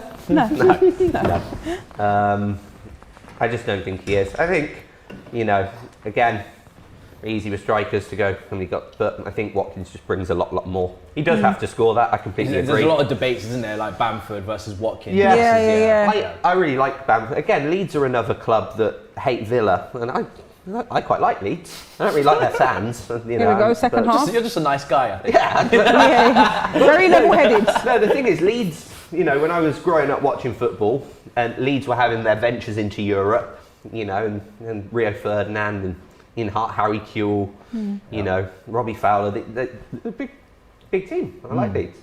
You know, there's certain clubs that I don't really want to see rotting away in the lower leagues. Yeah. And maybe Leeds are one of them. And Leeds are one of them. Yeah. But their fans make me wish they were in League Two sometimes. You know? Mad. Fans make me wish they were liquidated. Yeah. Just did an MK Dons and just got, you know, pulled out. I keep thinking that's Grealish because it's cash. Because of his hair. And it's the hair and it's the band and everything. He's not there no more. He's gone. He's gone. Not yet. Cash money. What's your thoughts for the second half then? Any goals coming for Villa? I think if we imagine it happened just then. Could you imagine? Yo, this is not good, man. I think if we keep playing how we played, and keep creating those kinds of chances and don't score, then that's an issue in of itself. I think we were creating chances. We need to start putting them away. I think we need one to fall to Ings. He's in form. He's sharp at the minute. That's what we need. Well, what's the tapping of the knee? He's mad nervous. Stop it! Don't analyse me. Nervous. Therapy or something. I've never seen you like this, man. It's only a corner. It's only a set piece. I'm good, man. You got Mendy. What are you worried for? I ain't even sweat. You can see the sweat trickling down your forehead. Oh. See, nothing to worry about. Jesus Christ. It's not a good corner, that. I don't know about that. There's definitely something. At 1-0, there's always something to worry about. That's how true. I see it. Like, yeah, trust me. We need that second goal because I've seen this before. I've seen this play before and I don't like the ending. How's it ending? 2-1 Villa? No. That's a bit much. I'll be very shocked if my team did me dirty like that, but I can see a 1-1 if we don't get this second goal. The Big Beard says Celtic fan here, but come on Villa, Chelsea are a money team. Hey, I will never run away from it. He wasn't even talking to you. He did it at you. I feel like he did at me there, but I like Celtic to be fair. Yeah. I like Celtic. It's another proper rivalry. I prefer Celtic to Rangers. Celtic, Rangers. The atmosphere at those games. I need to go to one of those rivalries. I think it was Rangers the other week played Celtic at maybe Ibrox. I'm not sure. The atmosphere was looking nuts. It's always, from what I see, it always looks like that. Yeah, that's probably the biggest rivalry in Britain right now in terms of proper rivalry. I think that's another one that got watered down by on the pitch though. You know, Celtic just churning them out season after season. I think now Rangers are back in the mix. Yeah. You know, I think that's going to heat it straight back up. Yeah, no, that's a proper rivalry, that is. Oh no, what's a finish? Oh no! What just happened there, son? Are you having a laugh? Kovacic. Oh my God. Was that an Aston You Villa? know this brother never scores goals. That's why I was just sitting there like this is not happening. He's offside, VAR. It's a pass back. It happened. What happened there? It's a really short he capitalised on a pass back mistake. and Steer hasn't come for it. You know you have to do calculations because it just doesn't add up. Wow. Let's see this again. No, you've definitely fumbled the bag there. Something happened. No, they messed up. Bad communication. Someone's done something wrong. Pass back. What's happened? Tyrone Mings. Oi, Mings, my brother. But it's Steers' fault. Do it for the gang. Come on. I think it's Steers' fault there. I think Bro, it's 50-50. you can see this pass back's coming back to you. What are you waiting for? Yeah, but that's short. Nah, that's Mings, bro. Yeah, that's Mings. But Actually. that's such a good finish from Kova. Like, he's a terrible shooter. Mings, like, Wow, I'm shocked, bro. Clip the keeper, yeah, with a little off the post. All right, Mateo. I didn't see that coming, my son. Tyrone Mings, you got to do better there, mate. Come on, Tyrone. My guy, always loved that I think you guy. better call Tyrone. Bean should have been in the England squad. Lovely. He was. Yeah, I was rooting for him to get in that Who squad. Mings? That's where he was recently, yeah. Was he? Yeah, That's he why was. he played He the played the other first day, game. yeah. But I was rooting for him to get in. I think, honestly, if he wasn't left-footed, I'd have taken Konza over him. Not just based off that. Slander. He's like, now, get him out of my team. That's not so. No, hate Mings. Can't stand that, brother. He does a lot of really good stuff, but he makes some silly mistakes. I think he just showed us there that he's I can't actually believe that. a Chelsea I'm actually fan. shocked. Like, I think Mings is a Chelsea fan, man. Hey, Because he just assisted the that. more the merrier. Welcome. I think This is mad. Yeah, that happened. I didn't even celebrate. Yeah, it I just was happened in like. I'm confused. Didn't feel like real time. I'm glad you saw it because I personally would have just been like, that didn't happen. Mad. Crazy. So, man. Well, about that's exactly that, what we needed. I just think we've just thrown ourselves out of the game. Yeah, you have, Just- man. Because I was worried. Do you know what I mean? My knee was out here bobbling away, trembling. So the comment from Big Beard, remember he said Chelsea are just a money team. Yeah. He said, fair enough, money well spent. Legend. Go on, let's make it 3. Ah. Well, listen. Do you think Steers lost his head now a bit? I've never seen him as a player that comes rushing out, but they can't have done his confidence any good. No. Because we watched it a few times before we really knew which of the two to blame. Yeah. You know, there's a high chance Steers sat there going, oh, that was me. Really surprised from Villa, man. That's the first thing you don't do in the first 5-10 minutes. Yeah, I you know, know, is second concede. half. Especially when you had a really good first half as well. Really good first half, like, you know, in the game, creating chances. Bailey's warming up. Dangerous. Well, yeah, you said Smith don't make early subs. He's going to make one now, probably, isn't he? After that. I still can't believe that there's been so much slander for Saul. Andrew said that totally happened because we subbed Saul. I was actually waiting for someone to say that. Like, wow. Obviously, Jorginho comes You on can't as catch his a normal break. partner, and obviously Kova scores. Oh, what is that? This is what Chelsea were doing in the first half, giving the ball away. You know, But this is what, you know, in the season we almost went down 2 years ago. This is what we did. We went 1-0 down, and we fell apart. And over the back end of last season and early this season, 1-0 down, we kept up at our game. yeah. I mean, you did for the first half. But now 2-0 down, it's just. Oh, okay, No, you really? don't get your head down now. You've got to stay in the game. There's still time to get This something. is what Chelsea were doing in the first half, like turnovers, giving the ball away, cheap turnovers for no reason, we're not really under pressure. We need to take advantage now and just stay on the front foot if we can, but Go on. Jesus. Stop him, there you go. Talk to me about Chalobah. I feel like I don't know enough about him because years ago I knew his brother, Nathaniel. Yeah, Nathaniel, obviously. I thought he was going to be the... Yeah, same. I mean, Nathaniel had a lovely moment with back heel to Moses in our, I think it was our title winning season. I think he ended up going to Watford to get more game time. I don't know what's happened to him since then, but he's just gone off the radar. I always remember him posting his little brother like, oh, he's got another brother who plays football. Yeah, he was very That's happy for his cute. brother. It was nice to see, obviously, the debut and whatnot. Yeah. But Trevor's an interesting one because he's very positionally versatile. He can play in the back three, play in the midfield as well. He was in League last season at Lorient, playing in a multitude of different positions. He was almost everywhere. Yeah. And he's actually 22, so he's actually not really So that young. young. He is young. He is young, but you know, to break into the Chelsea team, maybe on the scene, you'd expect me 19, something like that. But he's had quite a bit of football under his belt, so it's just nice to see because I personally wasn't expecting him to be the guy to break through. He wasn't like on the top of the list in terms of players coming back to like make a name for themselves. So he's gone under the radar, but credit to him. It's nice to see. So I think with the number of loans you put out, that's always going to happen now and again. You know, it's and some of the players that you know everyone knows are the ones that end up going on loan for 2 seasons, then being sold for a couple of million. Mark Yeah. Gurhey is a good example of that. Yeah, and then some of the ones that they're out on loan, no one's really paying any attention, but they're playing 30 games in the Dutch league, or they're playing 25 games in the French league. They're the ones that then all of a sudden come back and through the summer go, actually, we've got a player here. Yeah. Has Loftus-Cheek gone on loan? No, he's still here. He's still here. I remember he played beginning of the season, but I thought he might have. Nah, I think in the end it was a weird situation for him. Is that because Saul Niguez, the deal was done so late, they almost wanted to keep him just in case he didn't get it done, and he kind of gets shagged because he doesn't leave. Barkley's still here as well, so we do have. It's a shame. Was Barkley still at Chelsea? Yeah, I was hoping you would buy him off us. What happened there? You didn't want to do us a favour. No, I mean, look, first 6 games of the season. Phenomenal. What was it? 7-1 with 7-2. Liverpool. Yeah, he was that great. game was And then mad. Great he tangle. scored a long-range winner in the 91st minute against Leicester. Yep.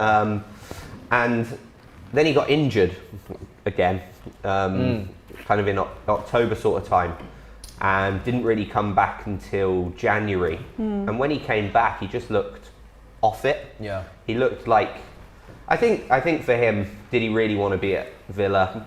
Probably not. He saw it as his way of trying to navigate up. Trying to navigate up, get some playing time, show what he could do.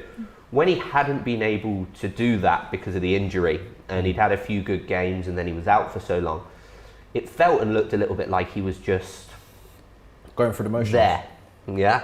You go, well, this season's not my season. Yeah. I'll wait for next season. Yeah. And he tried a few fancy things here or there, trying to get the highlight reel sort of stuff going, but it just didn't work out for him. I think he's a very talented player, but again, I think the way we played last year was we had people running. It was, a less extreme version of what Leeds did. Hey, it's an early sub. You told me only make subs in the 80th minute. Jamaica in the building. There we go. He's learning. He's listening. Someone passed on the message to him. I think it's going to go 5-2-3. Watkins left wing. Watkins on the left, Ings and Bailey on the right, I'd assume. So Ramsey off for Bailey.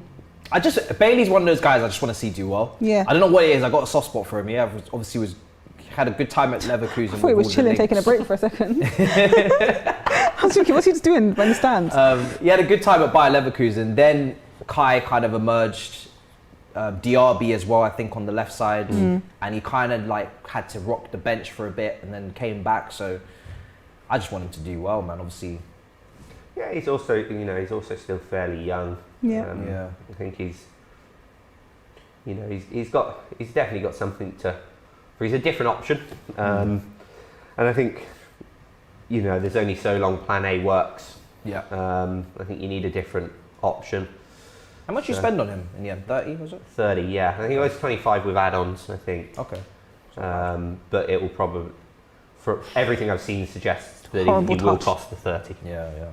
There's a question here from Ganswood to me, but I want both of you to answer it actually. Okay. It says, who wins the Premier League and in order of your top 4? Why are you I'm going to start with you. Such a difficult question. So I would go City, Chelsea, United, Liverpool. He didn't even hesitate. Wow. No. This is what my Saturdays are about. In the pubs. I've had this conversation. I've changed my top 4 so many times already. Yeah, it's difficult. I think I do see City being slightly too far ahead still. I think Chelsea have done some good business. United have done some good business. Yeah. I don't think they've done enough to catch them. I think Chelsea over United purely based on the fact they're a little bit more of a settled side. Yeah. They've not changed as much. And then United, and I think Liverpool will still be there based on the fact that Leicester don't look great. Yeah. Spurs, based on today, don't look anywhere near it. They had an all right start, but they look way off. So yeah, I think that's my top 4. What about you? I'll probably stick with my other prediction I had. But I think Chelsea. Obviously, I'm going to go Chelsea top because I just believe in the team with Lukaku up front. I just think they've got that final piece of the jigsaw they was missing from last year under Tuchel. Since Tuchel came in, obviously, I'm not talking about the Lampard period. And I just think he gets the goals to properly put us in the conversation. So I'm going to go with Chelsea, then Man City, Then Man United, because as we've seen with Ronaldo, you know, with Ronaldo and Bruno, you just got two players that are just inevitable. Do you know what I mean? Even if you're playing going to get awful goals football, or something, yeah. Yeah, I mean, we saw them against Wolves before the international break. It was playing dreadfully. You know, Adama Traore is doing a madness and Fred was getting split open and whatnot. and then Greenwood just comes out of nowhere and scores. Yeah. So, and then I have Liverpool. But I think the top four is very tight. Like, anybody could finish anywhere in that top four. Come on, man. Like, it's very interchangeable. I just want the Villa to score at this point. So my top four is Arsenal, United, Chelsea. Arsenal, yeah? Wait, why are you not laughing? Because it's funny, you know? It's a What's funny? funny joke you're telling there. I know. One can only dream. No, seriously, mine is, I've changed it so many times, but I think City. It was between Chelsea and City, but now I've actually put Chelsea down to third. Oh really? And put put City, United, Chelsea, Liverpool are a sneaky one because last season they had loads of injuries. Obviously, a few really tragic moments as well. Personally, for a lot of a few members of their team. So now with those guys back and maybe a little bit of that grit and determination to be like, oh, we want to prove everybody wrong because they're not really talking about us. Liverpool, with everybody fully fit again, they're a problem. So I just think they didn't and haven't moved forward. You know, and. They're very casual about their signings. Really, I think they had a problem. They couldn't sign any more foreign players. Oh, really? Yeah, I think they're at the limit of registered foreign players with the squad they were going to put out. So, who's that, Callum? Yeah, Callum's on him. Go on, Callum. Need you to have a big game. Oh, well, never mind. Never mind, indeed. Go on, Bailey. Yeah. There goes that FIFA pace. Yeah. From Bailey. Oi, Bailey. Absolutely. That's what I want to see from him. Just keep it PG, man. I prefer to see it in the other corner. It's only 6:48. I'm glad I got to see it. It's not even 7 p.m. and he's doing things like that. Oh, mate. That is not good. Never like to see Look that at happen this. to a brother. To Alonso as well. Experienced player. Alonso just wanted to score goals. That's what it is. His mind's elsewhere. I was bigging up Bailey when he came on. I didn't want to see him do that. That was a bit rough. But yeah, he's a skillful guy. That's what I mean. They're just the ops. Like, We should bring on Chilwell, if I'm honest. I feel like Chilwell was so forgotten about at the moment. Yeah, he has been a bit. Because he didn't play for England. He went to the squad, never played. Then he was kind of not fit then to play for us. And then Alonso obviously had a really good start. But I also just don't think he's a wing back. I think he tried to adapt, but I think he's having to learn a different role. Like, Leicester, there were times he was able to get forward, but he wasn't an out wing back. But he ended the season really well for us. Like he had a mid part where he was adjusting under Tuchel and he wasn't really in the team too much. But then Champions League, like Mahrez moment, that was a really good game for him. Like, he really proved that he had adapted and he completely kept him silent. So I think he has been better in the role, but I get what you mean. I mean, Alonso is obviously naturally a wing back as well. Yeah. That's literally his bread and butter. So it's good competition over there. But with pace, now when you got Leon Bailey on the pitch, Alonso's not the quickest, so that's why this could be a chance to get Chilwell some minutes, but I don't know. I think it's always, when you make that half-time sub, you've got to keep hold of the other two a little bit. Yeah. I think, it makes it difficult. What is that? A little bit of a wayward pass there, wasn't it? It's just like... Run out of ideas, do you think? It's half an hour left. You still got to do something in half an hour. Go on, Georgie. There's so much that can be done, but I've seen it before. Once those long balls, I think Mings as well is probably trying to force something because he made the mistake. Yeah. Overexerting himself. Yeah, I've seen him go on, on runs down the left wing when he's made a mistake, and sometimes they've worked, sometimes they haven't. But I think he's the only criticism in general. He just lacks a little bit of concentration and composure. I think technically he's a very good centre back, and very strong, very good, but he does have a mistake in him. Sit down. Sit down. Getting excited for. I was getting excited because I just, I saw Hudson-Odoi and I thought, this could get mad. I love the overload that is created, man. Yeah. When you build up down the left and you just have that spare wing back, That's So just he's moving. offside That was good anyway. though. It's a good run, timed it well, just not Not well enough. perfect with the Not well cutback. enough. Yeah, he was cutback offside. a little Yeah. bit. Oh, was he off? Yeah. Okay. Oh, I thought it was just. No, he flagged. Oh, okay, fair enough. Look at Aspie. What's that Spilicueta telling me? Two where? He's doing what two Pep in the done. middle, two in front, two sitting. What's he saying? I don't know. Maybe pivot. That's the only thing I could think of That's there. Oh, probably. I don't know. Yeah. He might be actually. Hudson-Odoi will move into the front three. This is what a lot of Chelsea fans wanted to see. So let's see how he does in the last half an hour. Why did a lot of fans want to see this? Because Hudson-Odoi was naturally always, when we was hyping him and really excited about him coming through, he was a left winger. And that's where he played for the England under-21s, and he was really, showing a lot of promise. And then he got the injury, and then now he's been playing right wing back a lot under Tuchel. So they want to see him in the front three again, because obviously our front three has been pretty inconsistent. So he's back in there now with Aspie going to right wing back. So hopefully he can do something. Obviously Ziyech will play on the right now. Yeah. So it's exciting to see what he can do. Just to know. They really are hitting hope now, isn't it? Yeah, but it's just so early for it. Like, Yeah, it is too early because the game is not over. We've got 25 minutes left. we created chances, and as soon as that second goal's gone in, though, the way we've Starting to drop their head. the way we've gone about it's been completely different. I think Jorginho's, what I love about him is he does take the sting out of it. Like, he's a lot more of a controller. He slows it down, and maybe settles Chelsea a bit more, stops the turnovers in possession, and that's stopping you guys from exposing us down the middle. Like He's a bit confident with the shooting now, isn't it, Kovacic? Yeah. After that one goal. He's going for the golden boot as well. Him and Yeah, Alonso, they're battling it out. Anyone who wants it, go and get it. I'm still shocked that he finished the way he did because he's just not a shooter. at Nice all. and calm. Yeah, it's so weird. dink It's over the took it keeper. like a striker. It was, He had so much time though. He did. Like, But that worries me sometimes because Yeah. then you have time to think about it and you screw it up.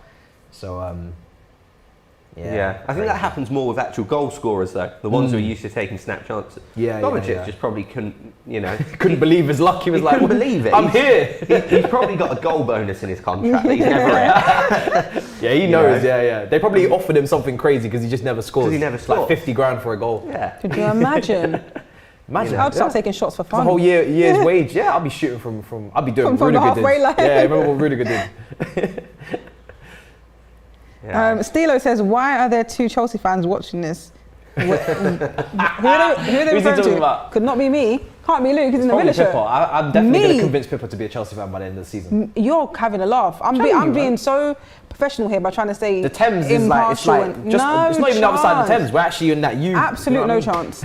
I don't know if he's just a bit confused because I'm not saying that Villa are going to win the league and Maybe You know, you have a Villa top on. yeah, I mean So it's got to be Pippa. It's you're having a laugh. got to be Pippa. There's absolutely no chance. yeah, I just I really want to know who Stilo's talking about and why. We can get you one of these kits if you want. No. The yellow one looks good. The away kit. Do you know what? I've had my doormat for a long while, to be fair. I do need a new one. You know, they start to wear out a Needed bit. some new toilet roll. Yeah. Oh, well man. played. Villa's got a score, man. They don't. No, they don't do. have to. They really don't. Like, they Look at him, he's going for it, Kovacic. He's going for it. New lease of life with Jorginho next to him. Go on. Ah, it's Good. under hit. Cut it out, Tyrone. Get back in the game. If he just put a bit more on that, a little bit more oomph on the pass, we could have gone somewhere. Come on, Villa. What's the Villa chant? What did the villains say? Up the Villa. Yeah, up the Villa's a common one. Oi, Leon. Yo, Bailey He needs drops to to the floor stop a lot, this. though. Seriously, he needs to stop this because this is not. I thought he was only like this on FIFA. I didn't know he was actually like this in real I'm life. telling you, he can be really rude with that football. He's He's technical, boy. he's bad mind, as they say. Yeah, he's an exciting watch. Does he have any end product though? That's what I'm waiting to see. When he was at his best for Bayer Leverkusen, he did have it. I'm not sure about his last couple seasons. Might have gone off a bit, but I think he, I mean, you know, without pretending I've watched the Bundesliga week in, week out, stats-wise, it was okay. You know, Oh, they're talking about you. Hey, Opa! No, not you, not your personality. Look, turn to me a bit. They're saying that badge looks like Chelsea. No, it doesn't. The What, lion, the lion. Oh, the lion. According to Wayne, says the lion on that Villa shirt looks like Chelsea badge. No. It's definitely Villa. It's a little bit old school, 1990 shirt. It says Aston Villa above it. That's the giveaway. That's the giveaway. It can look like what it looks like. But it's Aston Villa. I promise you, this Clues are all is there. It's claret and blue. Exactly. It says Aston Villa, but I was wondering what they were talking about. I can see it, to be fair. Bertrand Traore is looking to cut. Traore's on. Former player, of course. Bro, let him get up. What is going on?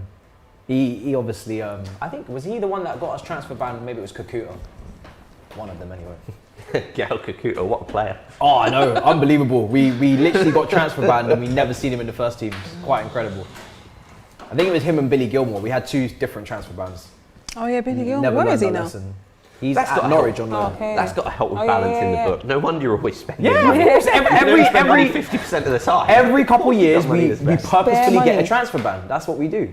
So Nice. Go stop on. ourselves from spending. Come on, John. Now go out. Oh man. You feeling a lot more relaxed now that you're Yeah. I mean, It's not over till it's over. it's not over till it's over, exactly. And if the third goal went in, then I'd be completely calm. But I think Yeah, I think that's the point where I'd. That's when it's that's done. the point where you'd probably just leave. Yeah, I've got an excursion back to Southampton. We have the off. Oh, do you travel from Southampton? Yeah. Just get the early train. Yeah, King's Cross. 100%. Goodbye, everybody. Good night. It's why I bought a big black coat with me so I can cover this up if we do go down for a Do you know what? tour. I did the same. I came off the station. I remembered where I was, and I remembered Arsenal player. I was like, oh, I need to cover up. That's even Got my me. I had jacket to out. make sure I was like, that I what wore the- something that wasn't Arsenal branded because I knew I was coming here straight after the game and I wouldn't have time to change. Yeah. I was like, what can I was like, where, I'm not in my area. I need to cover up here. Yeah. no one's going to So I attack had you. it both We don't ways. know. We don't know. I don't know what the Arsenal fans are on. Do you know what I See, mean? West Ham were playing Southampton today, so I'm walking through Southampton, getting stickers of hammers. Oh, it's Villa, I swear. Oh, the carrot and blue. And then I get here and it's the Chelsea fans. I'm like, oh. Yeah.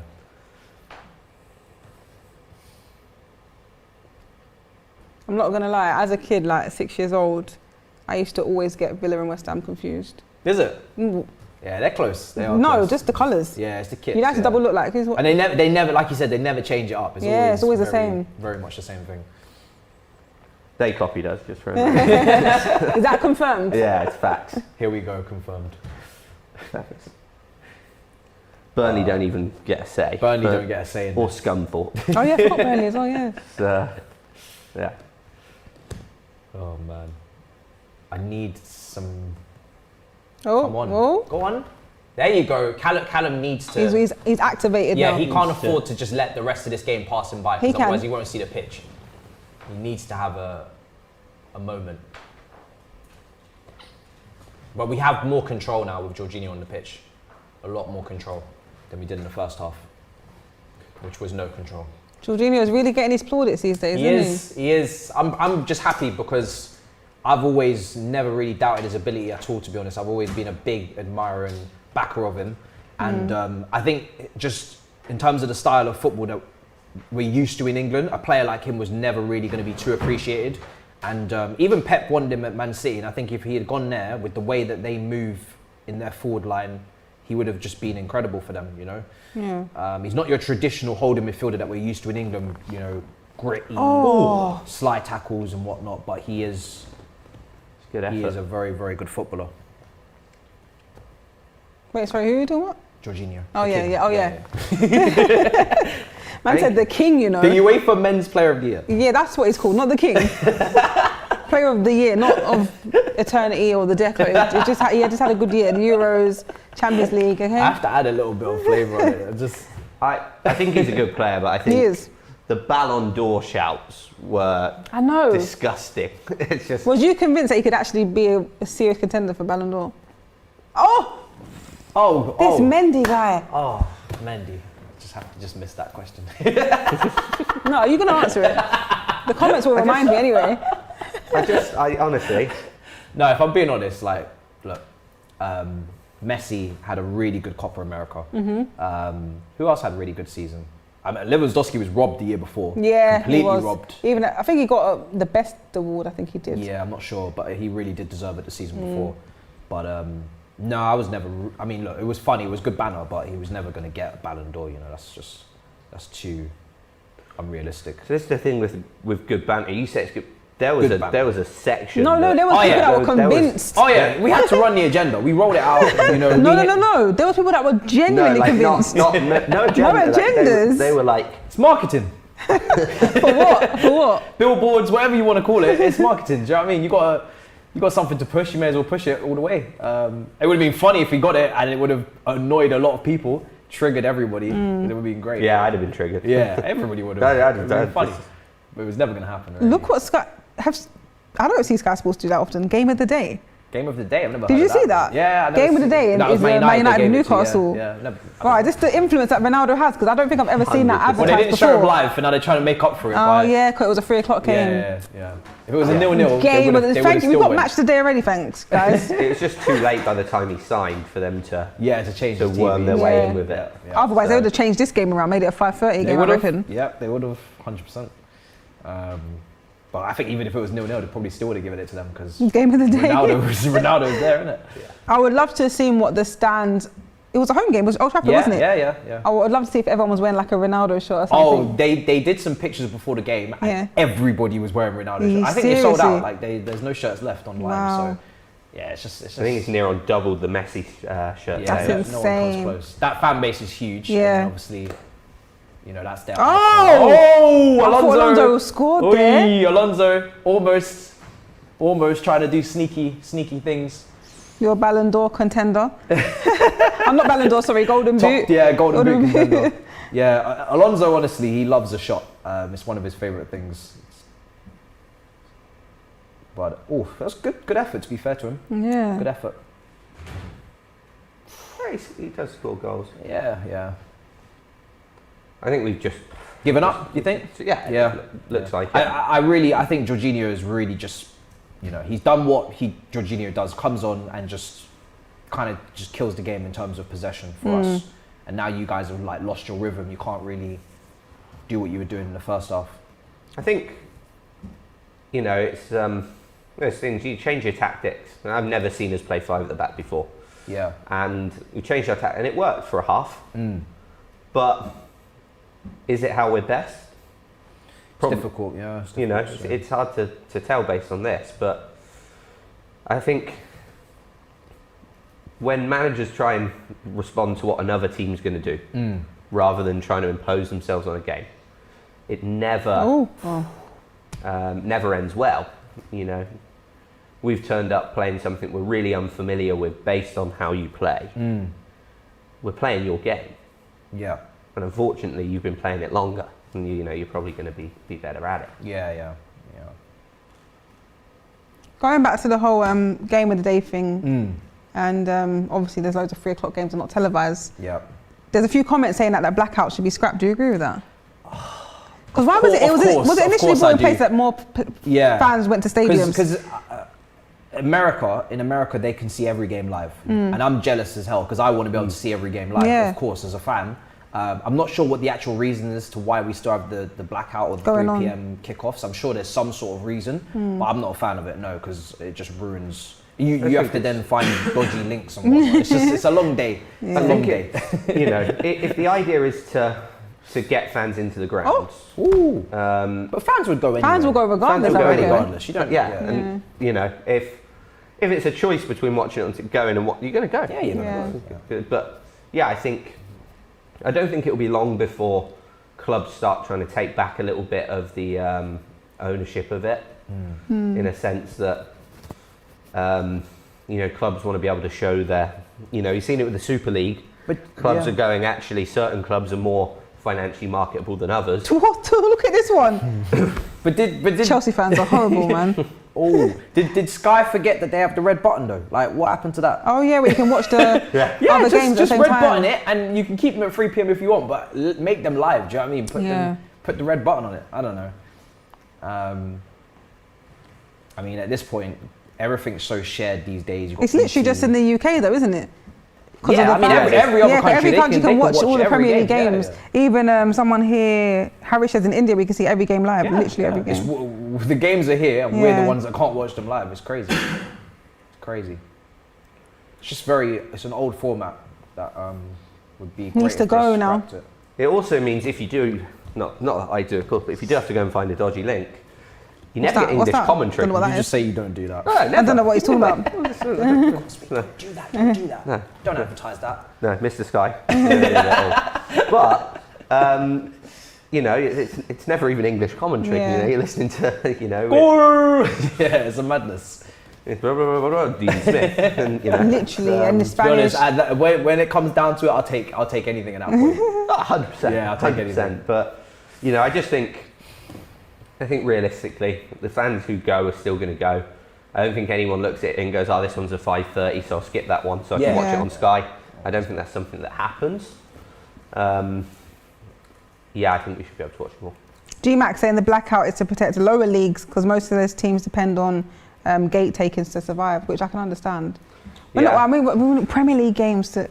But money should be filtered down You know, better to the lower no leagues disrespect to the anyway. lower leagues, but you know. You know, but it should be filtered down better. If you look at any nations that have been incredibly successful, and you look at Spain, Germany, their lower leagues do not struggle financially. They don't, because it's filtered down in a better way, and you get the big clubs actually buying from those leagues more than you do here. So, yeah, the lower leagues need to be protected for sure, but there's got to be better ways to do it. Yeah. Stick the lower league games on, and at other times, and televise them as well. You're just going to bring money in. It's going to get people going and watching.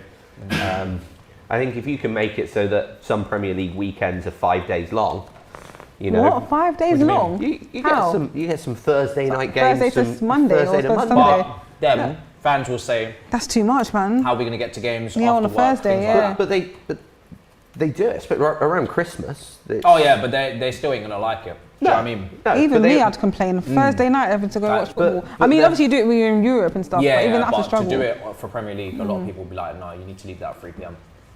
But I think I think there's ways around it other than just restricting. Like today, I don't understand why there were so many 3 o'clock kickoffs. Doesn't make any So sense. early in the season as well, yeah. Yeah. So Normally that happens obviously like the last day of the season, then there's a couple other weeks in the season, but yeah, it's a bit strange. They've got one game televised tomorrow. One game tomorrow. To be fair, Grand Prix on though, so it's understandable. Do you think they were taking that into consideration? I don't think they was. I don't think they was, to be You fair. don't like F1? Oh, No, yes, yeah. I've got into it recently. It's really good. I love it. I don't mind the F1, but I don't think. They should though. They should definitely take that into account. It would help. Yeah, I just don't, but I don't think it is the reason. It can't be. Otherwise, they'd have to do it every 2-3 weeks. They'd have to. Yeah, and they don't. So that's not the reason. I just think. Timo's on. Turbo Timo. He looks like he's not even ready to come on. Turbo Timo's on. The last 10 minutes. Hudson-Odoi, I don't know if it's probably not enough to be getting in the starting 11 for the next game, to be honest. I think when Reece James comes back, he'll probably be on the bench again. So. I don't actually Super know chat why here Terry for. left Villa, because he's just doing. Yeah, I mean, he Nothing wants to be a manager, doesn't he? So, but I don't know what job he wants or. But he's not managing. He's just, This is true. Like, if he was going for a job, I'd understand it. But Oh, maybe it just wasn't the job for him. Is that Mings? Yeah. He really Super wants chat to. here from Vidzem says Ma. Why do people call you Ma or M-A-H? Yeah, both. Ma. Yeah, that works. Why is Alonso still having the armband on with Aspi on the field? I am pissed. That's the question. I am completely dumbfounded and confused as to how he even got the armband in the first place. Because you got Thiago Silva, you got Rudiger. So I really don't know. I mean, it just goes to show anything's possible, because last season around Christmas, he was, sitting in a bus after getting dragged off by Lampard and looking like completely out of the team and shelved. And now he's got the armband on. So It happens. Strive for your dreams, ladies and gentlemen. Anything can happen. Go on. That's you. Woo! Is that handball? No. I'm But claiming mad things here. Alonso captain is not something that I ship, but it is what it is. So you'd I would be do giving it to Thiago Aspie. Silva. Oh, obviously Aspie, but I have a list of people that before would be Aspie came on the pitch, would you have preferred to see it on Thiago Silva? Yeah, Rudiger? Thiago Silva, Rudiger. Thiago Silva definitely would have been my pick probably out of, I mean, Jorginho is even on. He's also vice captain, so there's a lot of people on that pitch that could be wearing it. John McGinn. Woo! Where's the Villa goal? They have to get There is one no goal, Clean man. sheet. Come on. If this does finish 2-1, that would be quite funny. Funny to who? Don't know. Just maybe if I get this correct, then lottery numbers are on the way. Yeah. I was well off. But yeah, it's a bit weird seeing him wear the armband, but it is what it is. Who's the Villa captain? Mings. Oh yeah, of course, He's yeah. given to Mings. Yeah. Okay. Really earned it today as well. But isn't I'm not bitter. He has earned it. I agree. I think he really has. has He's earned McGinn ever yours as won? well. Has McGinn ever won the armband? No. Yeah, McGinn has. Okay. He has in the odd game. here I don't and know why, there, but I see him as the captain for Villa. No offense to Tyrone, like he's. Yeah, to be honest, I could see him wearing it as well. He's loud. He's everywhere. Yeah. You know, he's. Covers a lot of It was ground. Grealish before, isn't it? So Yeah. so now it's like Yeah. passing off the. So when power. Grealish was injured, McGinn had it for a short spell. Mings worn it before. Maybe Alonso and Aspie on the opposite side of the pitch. They just haven't been able to link up to give the armband over. That might be it. Just to comfort my Excuses. fellow Chelsea fan. That's the only logical explanation I can think of as to why he's still wearing it. Such a great pass, that. Yeah, it is. So he got a goal and assist. Yeah, so an assist and a goal for Mateo Kovacic Wow. today. So good day. Good day for anyone that's Really got him good in day. FPL. Yeah. I mean, my FPL, I don't know about you, but Mine's I've given terrible. up. Yeah, I gave up on the second You, week. you know after, especially when you're in leagues with like, I don't know, Thousands of 1,000, people, you just know. You know what You're you're not saying this catching season. up. Yeah, it's done. Let me even check actually. See, look, I've got 20. I used my wild card after the second week. I've got a lot of points. Is it? How many points? 50. It's not bad. I think before this game kicked off, I was on 27. Yeah, I was on 22 before the game I kicked used my off. wild card. So I do early. have Lukaku in my team. I'm just putting that out there. A lot of people brought Ronaldo in as Yeah, I well. forgot. I should have done that. 2 goals as well on his It's debut. expensive, man. Like, What's it's it, like 12 Salah, million? Bruno, Lukaku, and Ronaldo. Like those 4 are like the most. I'm going to make some changes to get him in my team now. Yeah, I've got Bruno. I think I need to take Yeah, him I think out. I've got Bruno as well. You still got your wild card. Yeah. Yeah. Fair play. Yeah. I used mine so Oh, quickly. no, I used it. Yeah, everyone I kind of used it. I used it to get. I'm never going This to is Lukaku. rookie I think. error, but I did it. It had to be done. 50 points, not bad. I'm happy with that. I'm back in the game now. I haven't given up. I haven't given I up. had Tony up front for Brentford, and he Oh yeah, I was going wasn't to put him doing in. the business. Come on, get the ball. There we go. Just doesn't look like it's happening, Luke. I want a clean No, sheet here. no. I'm glad to see us on the ball. I'm glad to see we haven't completely given up. Glad to see us trying something other than a, Mings long ball to no one. Kurt is telling you not to take Bruno out of your team because he'll get you loads of points. He got me 7 points today, just saying. Yeah, he got me 7 points, but I'm just looking at it and going, how many of his points last season were penalties? Yeah, Ronaldo's yeah. here Because Ronaldo's gonna Take them. Ronaldo's gonna take them. Yeah. Fernando, But I think he'll still get you points regardless of like assists, maybe. Yeah, or- he will. But I'm just thinking, I've got Is he 3-5-2 now at the worth minute. what he is? Yeah. Yeah, I've got 3-5-2. Can I get him out and fit Ronaldo in? Will Ronaldo get me more points? I don't know. Obviously, you get more points for a midfielder if they score than a striker. Yeah. So it's just about weighing it up. Have you got Mohamed Salah in your team? That's kind of always. No. Oh, really? You haven't? No, I've got Harry Kane, and he's not done anything. Harry Kane, even though he didn't start beginning of the season pretty much. I've subbed him in. He's not an I've August subbed boy. him in. So I'm hoping he's just like not going to turn up this season. I think he's.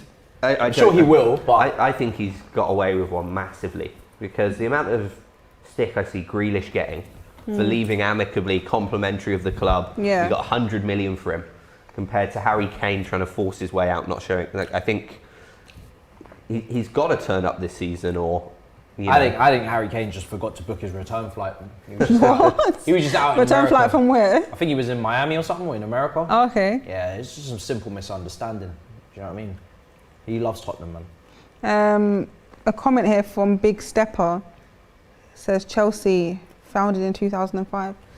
Did it say that on your badge as well? We get that a lot. Did it say that on your badge? No, it says, oh, do you know what? It doesn't even have a founded. I don't have the 2 stars. It doesn't have a founded because it's very recent, isn't it? There's no point in putting founded on there. There's no point, is there? Sorry, why would you put not founded? Not when everyone can remember when it was. Like we were all born then when it was founded. Do you know what I mean? Do you know what? If we were founded in 2005 and we won 2 Champions Leagues in what, 16 years? Here he goes. That is pretty impressive, isn't it? Because when were you founded? 1886. Yeah, good one. Good one. Don't like you. Come on, man. I knew he was gonna bite the bait. I knew he was gonna come Of back. course, I had to say something. I wasn't the one that made the comment. I know, but you read it out. True. You read it out. True. He's throwing out bookings like I Smarties know. there. He's enjoying himself, isn't he? He's loving that having it yellow off. card. He's loving life. He is having it off. I thought the McGinn tackle looked all right. I might be wrong, but I thought it was a decent challenge. I'm just glad he's got a full head of hair. Every single time we have a referee that's bald, we get screwed over. Is that your superstition? Yep. Oh God, that was a bad one. Isn't it? Yep. It wasn't great. Just want to take this moment to give a big shout out to one of my biggest supporters, always mentioning me in comments. Big up Wilson Lopez, you are the man. McGinn booked. I think Target got booked as well for Oh, really? screaming and shouting. Yeah, there we go. Well, this has gone a lot better than I predicted so far. You predicted the Chelsea win though, a comfortable Yeah, one. I did, but I mean, it hasn't been comfortable in the first half. It was But the crazy. scoreline says so. I'm actually quite surprised with the way the second half's gone. I thought it was going to be a lot more. I think, you know, when you want one goal down, it's very easy to feel like you're coming back into it. I think as soon as Mings made that mistake, we've just looked like a completely different team. And it's so early on in the second half as well. Yeah. We hadn't even got a footing. 5 minutes in. Yeah. If that doesn't happen, this second half could have been a problem for us. Definitely. I could have definitely smelt an equaliser coming. Yeah, I mean, they But that pushed only for it got the for whole, Chelsea, the second whole half. first half. They looked like they was going to get it. But for Mendy making some great saves, it could have been 1-1.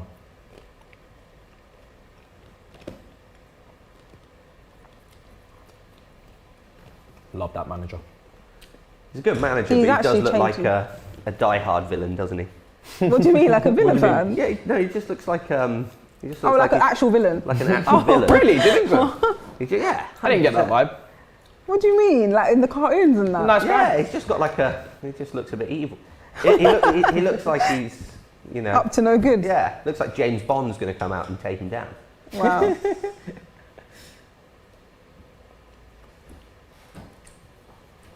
He's changed you completely. Oh yeah, he has. Yeah, completely. Change some of your players as well, man. Yeah, he's done a proper 180 on a lot of our players. It's really impressive what he's done. But don't take away from what Villa are, because even though it's a 2-0 loss, it's looking like a 2-0 loss to be. Villa are very good. Yeah. It's just Yeah. Chelsea have just set up really well defensively. We've not played badly. No, not at all. I think again it's an individual mistake that's completely cost us the game. All right, Yeah. we were 1-0 down at the time, but I think, you know, It changed the game completely. yeah, it did. You know, 1-0 down and creating, you know, arguably more chances. 3-0. Oh, what a goal! Come on! That is beautiful. no. Oh, that's beautiful. Come on. Oh, Yes. mate. Yes. Mwah! Kiss that badge, bro. Kiss that 2005 First badge. game back at the bridge. 2 goals. Listen. Whatever Ronaldo can do, we can do too. That's what he's saying. That's what he's saying. Ooh. Damn straight. Do you know what I'm saying? That's what he's saying. That's what he's saying. Why are you celebrating a Chelsea goal over Oh there? my God. What are you doing? What a finish. I saw you doing this, whatever that is. Joker. What a finish that was. See, now I feel like 3-0's harsh. Did he make him as well? That is a fantastic, beautiful. That is a really good finish. And this is what I said. Final, missing piece of the jigsaw, because nobody can finish like that in our team outside of him. Got it out of his feet. 3-0. Good touch. I mean, I was just bigging up Villa there. What a beautiful. I still think he had a good game, regardless of the scoreline. Yeah, the scoreline's getting. Beautiful. I think at 2-0 I could look at the whole game, not the first half, and go actually, probably fair. But I think at 3-0 it looks a little bit harsh. It's so harsh, man. Let's get through some of the comments. Baz is saying Villa are actually decent. Chelsea are just too good defensively. Illitson says Chelsea not impressive, just like past season, but they give this impression they cannot lose. I get that impression from you. You look like sometimes you may not play the greatest of football, but you look very hard to beat. Yeah, very hard. Yeah, defense. Come on, I said 3-1. Make it happen, Traore. Yeah, I mean, defensively, this team is pretty solid. Yeah, even Mac 1 is saying no one can break Chelsea. But even still, we gave up opportunities in the first half. I think if Mendy wasn't doing a madness, we could have conceded. So, definitely. What does this mean? Oh, sorry, go on. There's a lot of improvements still to be made, I think, with the way we played today, but I can't complain. I think you made them in the second half, though. Yeah. I think. Yeah. Those subs, Jorginho made a big difference as well. Yeah, huge. I don't know what this means, but Devontae says Chelsea are a petrol station. Oil, gas? Oil money, oil money. I should have known that. Yeah, something like that. I think that's how it's it goes. all about the Benjamins, baby. The difference between Chelsea, United, City and Liverpool and the rest of the league is that their second teams will finish top 4. Our second team? Does that mean like your squad players? It's the squads. There's depth, yeah. Yeah. There's depth. But I think everybody's got depth. I think Man United have depth. Not everybody, honey. Maybe not everybody. Not everybody. Not everybody. I mean, if you look at us, the fact that we miss our first choice goalkeeper and our second choice is playing, his third ever Premier League game. Yeah, that is not. That's not fair on him as well. Yeah, it's been a tough day for Still. Yeah, steer. Steer or Still? I mean, he couldn't steer his way into the right direction to save those shots. Yeah. That's my attempt at a joke. 3-0 to Chelsea. Yes. Lukaku gets 2. Kovacic gets 1, surprisingly. Beautiful. But I do have to read this comment out to you. It is aimed at you from Corey. He says, don't compare Lukaku to Ronaldo. Okay, I won't. But what I will say is, I just think, obviously they was very close in Serie A for the goals, and there's going to be that, crossover to the Premier League, hopefully. And in terms of goals, Lukaku's just as good at getting goals as hopefully Ronaldo will be. So there could be a little rivalry there. But and on that, Bolingoli says, Suhu. Unbelievable. Surprised there's no more Saul comments. No, I will get through them. But obviously, I've got to talk to Luke about the loss. Come on. How are we feeling? I mean, we just saw Tyrone there looking absolutely deflated. I'm sure he's probably kicking himself. Yeah, I think in the first half, Villa gave me a bit of false hope. The first half, I came in with probably quite a negative prediction. I didn't turn up expecting us to win. That first half made me think actually we can get something out of this, and I think rather than the loss, it's more the way we lost it. It's the fact that we were in the game, we had our chances, we didn't take them. Yeah. We make a mistake, and we're our own worst enemy. It's not that Chelsea have turned up and played us off the park. I'd probably prefer that. Yeah. We've made a stupid error, and it's cost us big time. It's unfortunate. Let's get through some more comments. Gantwood says Lukaku, aka Golden Boot winner in waiting. Sufa with the super chat says I'm getting a Lukaku shirt. And Football for Life says Lukaku greater than Ronaldo. This is insane. Wow, is this what we're doing? This is insane. That's right there is worse than the Jorginho Ballon d'Or agenda. What's wrong with you Chelsea fans? I want to know what the Chelsea fans are drinking because I want a glass of it. Just water. Just good, clean, fresh water. I mean, I'm not going to say that because, listen, Ronaldo is... Goated. I'm not going to say goated because Messi for me. Okay, but he is incredible. He is incredible, especially at his age. I don't want to compare someone that's 28, 29 to a 36-year-old. But you know, I think also Lukaku, he's in a shout for that golden boot, and that's all I care about. That's all he needs to be in. You know, we've got other guys that can do other things in the team, but he needs to be the guy who gets the goals for us. So that's the big difference for us this season. He can score goals. And just looking, says it's been a while since we've had so many top strikers in the Premier League. There's a Harry Kane in the chat. And he says, Kane will win the golden boot. Ronaldo and Lukaku will not even get close to Kane. Well, listen, what do you think of that better one? hurry up, Harry, because he's got to catch up, time is innit? ticking. He's got to catch up. He's keeping me bottom of my FPL league. 'Cause he's not doing much. Like, Ronaldo's already on 2. What's Lukaku on now? 3? 3 now, Three? yeah, 3. What's Kane on? Oh, he scored actually. Has he scored? I swear he scored Yeah, against he's scored 1. that one goal. Okay, Yeah. I thought he didn't Ings have has one. got 2. Told Ings is you, above don't him. sleep on Yeah, Ings. don't sleep on Ings. Don't sleep on He Ings. didn't do much today, to be fair. no. Harry Kane just But- needs to avoid that one injury a season he gets. Because usually he gets away with it because, you know, it's only him and Salah. Yeah. Now Salah's obviously another one to mention. He's already Yeah, but up now there. there's too many Now contenders there's too to go many up guys, against. like you can't afford to Get be getting forgotten injuries. about, yeah. no chance. I remember when it was, you know, Henri, Van Nistelrooy, and they're scoring some big numbers Yeah. as well. You know, now that you see people winning it with 20 goals, it's, you know, had you nowhere near it back in those days. You know, it's 25 plus, 30 plus some seasons. That's what it was. That's what it was about. There was a comment here from Shiram. Says Christensen and Mount didn't even start, by the way. Talking about your squad depth there. When it comes to Mason Mount, he needed a rest anyway because he's overplayed, and we're going to end up running him into the ground. And Christensen, I think we got a game against Zenit on Tuesday, so just a bit of rotation there. Yeah. I've got to get through these comments because some of them are really funny. Gansper says Lukaku equals Drogba 2.0. Bill says big boy stepper Kaku. Nicola says Matisse not listening to the question. I don't know what question that was now. I'm not sure what question that was either. Sounds like him, he doesn't listen to my question. MD says Chelsea are just an extremely well-drilled team. Tijan says Big Rom saw Ronaldo's brace and said, here, hold my beer. Kane saying Harry Kane's better than Lukaku. Well, we'll see what happens at the end of the season. The Big Beard says Skegness Dave, a Chelsea fan in disguise. Oh, I wasn't talking about Dave with the celebration, by the way. I was talking about someone else very close to my heart that was celebrating that Lukaku goal. I'm not impressed at all. It wasn't Dave. It wasn't Dave that was celebrating. It was a little 9-year-old. I say this as an LFC fan that Chelsea are winning the league, says Mac1. Wow, appreciate it, man. Thank you. Yeah, it's got to happen, though. Hopefully it happens. Hopefully it actually happens. A lot of people are actually giving Chelsea that position, and I hope it's not gonna, you know, come back and bite us. So Yeah. we're used to being underdogs instead of favourites, and that's usually how we roll. So I'm not used to this pressure. Has Mendy kept clean sheets in all games except the Liverpool one? Yeah. Oh, yeah, wow, yeah, so yeah. And That alone could really help you be actual contenders. Yeah, I mean, he was third last season for clean sheets, just behind Martinez, I think Edison as well. Yeah. Obviously, Golden Glove for Champions League, so he's been really good for that. So yeah, hopefully top signing there. Yeah. Everyone's still talking about Lukaku. There's no love for Villa here right now. I'm so sorry, Luke. I mean, You did get it at half time. Yeah. When there was some hope that they could get something. Absolutely. Yeah, that Lukaku's, you know, he's shown up.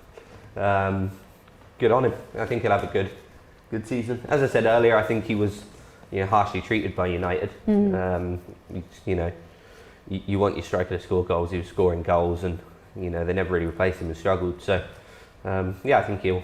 And I really hope he does well because it's another one of those players that Chelsea sold on the cheap. And you know, it's him, De Bruyne, Salah.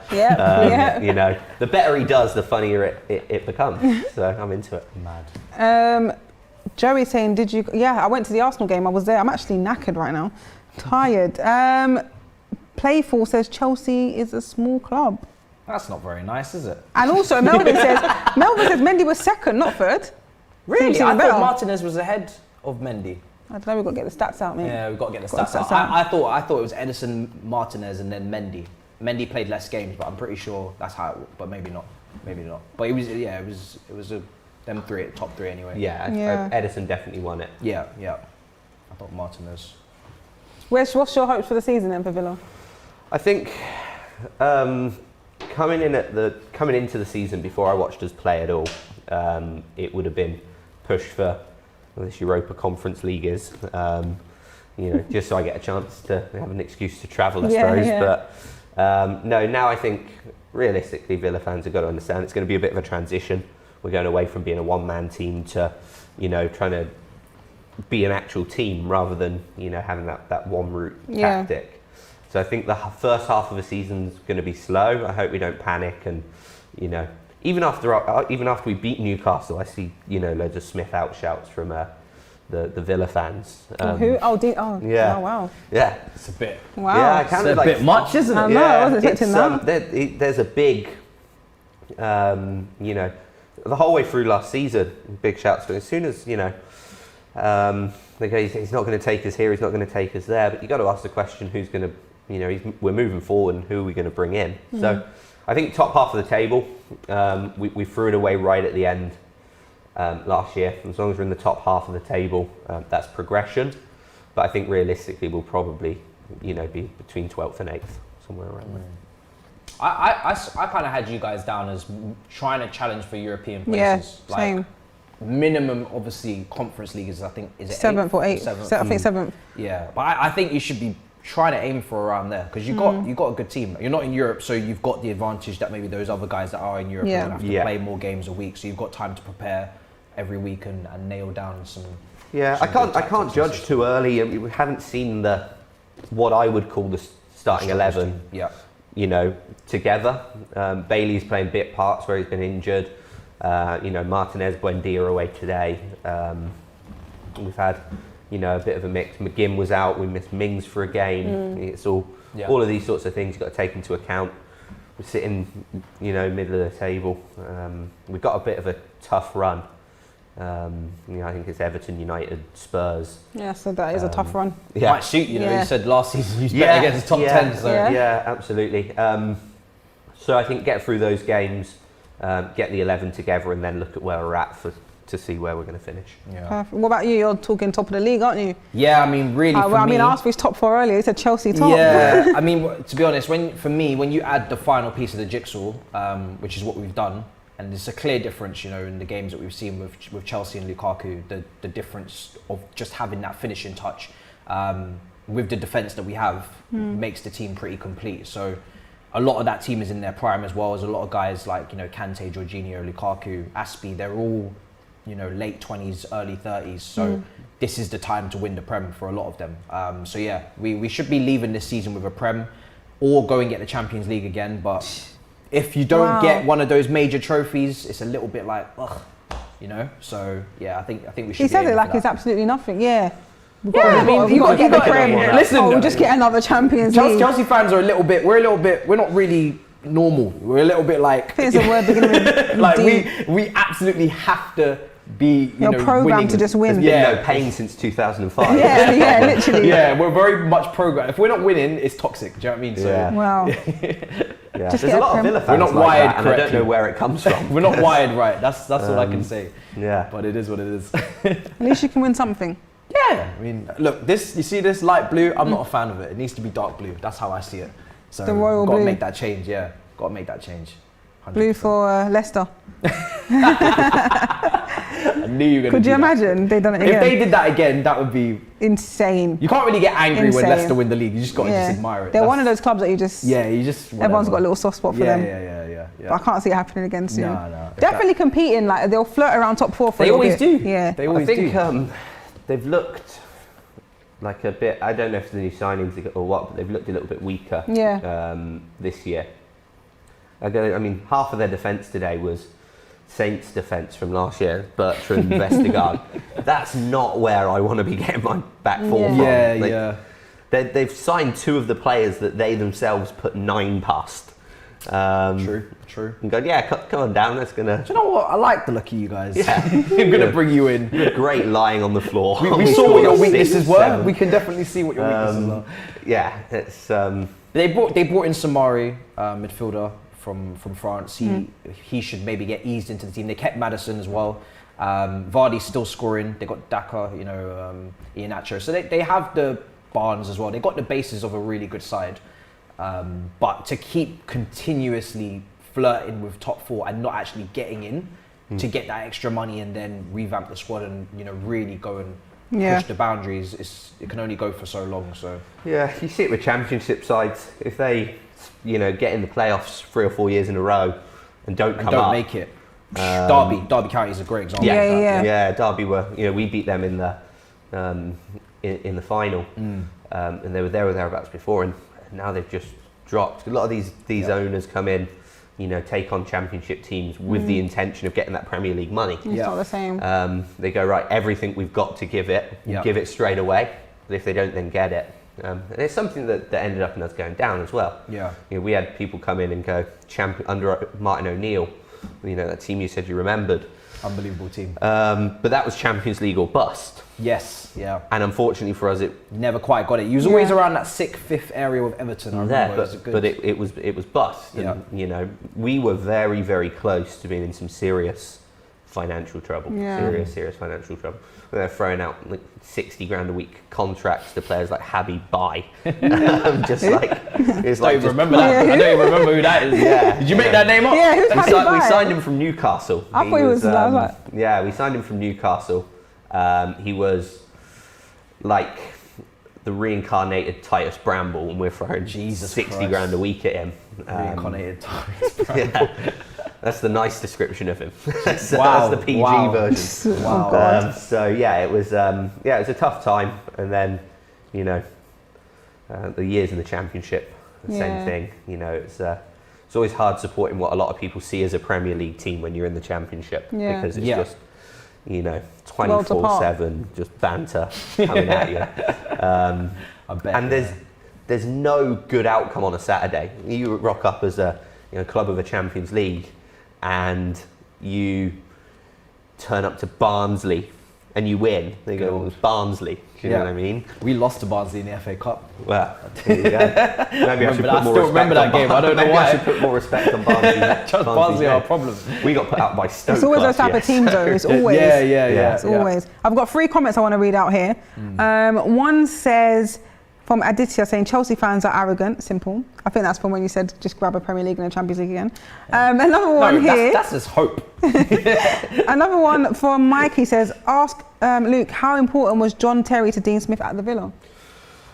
I mean, he must have made a big difference because our defensive record last season compared to the season before were night and day. The season before we were conceding and leaking goals and stupid goals week in, week out. And I think, you know, a combination of Project Restart, the lockdown sort of stuff, and, you know, being able to finish the season without fans there, and that little bit of the clutch assist from technology, was the only reason we stayed in the league. Last year, we were massively improved defensively. You know, Martinez is a great goalie, but it wasn't just down to him that he got those clean sheets that he got. You know, I think Cons is extremely underrated. I think personally think he's better than Mings. And yeah, we looked a lot better. So what about you had another player that came in for Tyrone Mings when he was injured, Courtney Horse. Yeah, he's very good in the air going forward. I think he is unfortunate. Again, I think he's just Mings and Konza were just so good last year that he didn't really get the kind of time that he should have got. Yeah. There are rumours of him leaving to, I think he was linked with West Ham during the summer. And I'm surprised we kept hold of him because we bought in Twanzebe on loan. Yeah, so I was thinking, is he still there? Yeah, I don't know if maybe Smith's plan is to go with this back 5, back 3 kind of set up a little bit more often.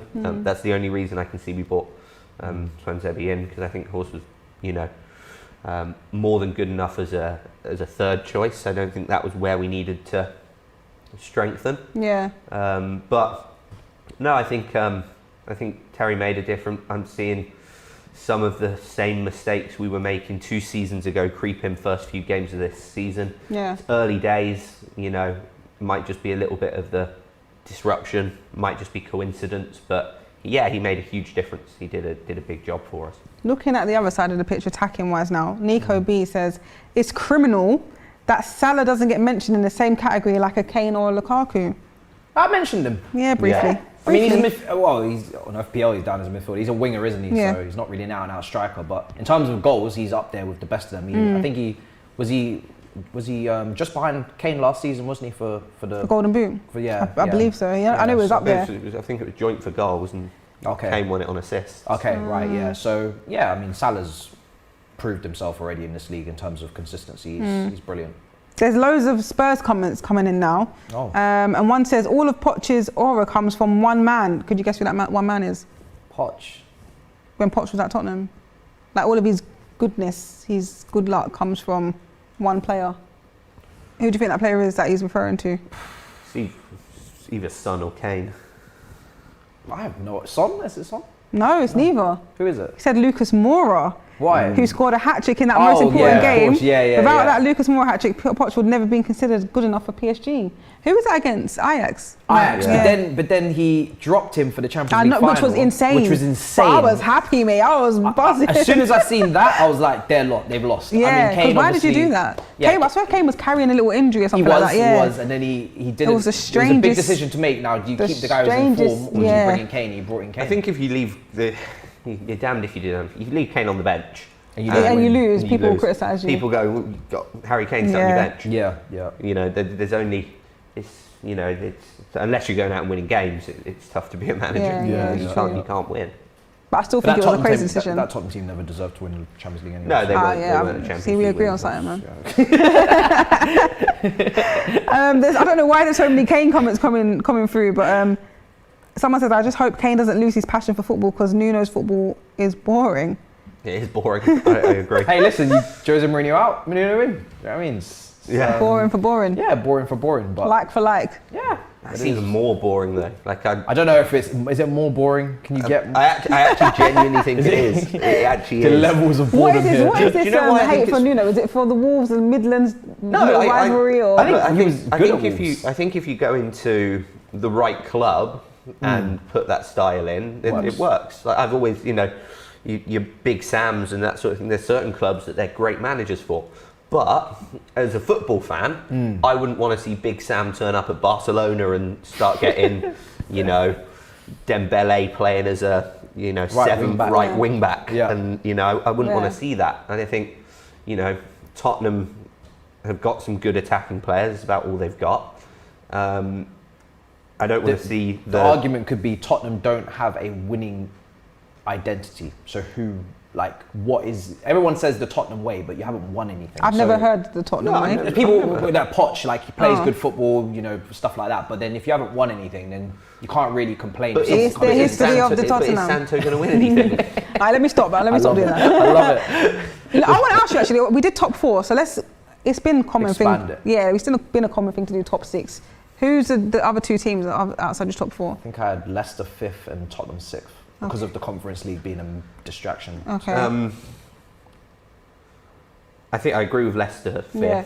I think West Ham 6th. Oh, They're West in Ham. Europe, aren't they? Yeah, they are. Yeah. Do they have Would the they be able to? squad? That's what I'm saying. Would Yeah. they be able to compete for the whole season? I don't think they'll be in Europe very long, if I'm honest. But they'll That's get that claret 6. on claret hate we're seeing there. It's them pretending they're the original Claret and Blues. But no, I think they were great last season. I think they've kept the core of their team together. Declan Rice stayed. They've made a couple of good additions.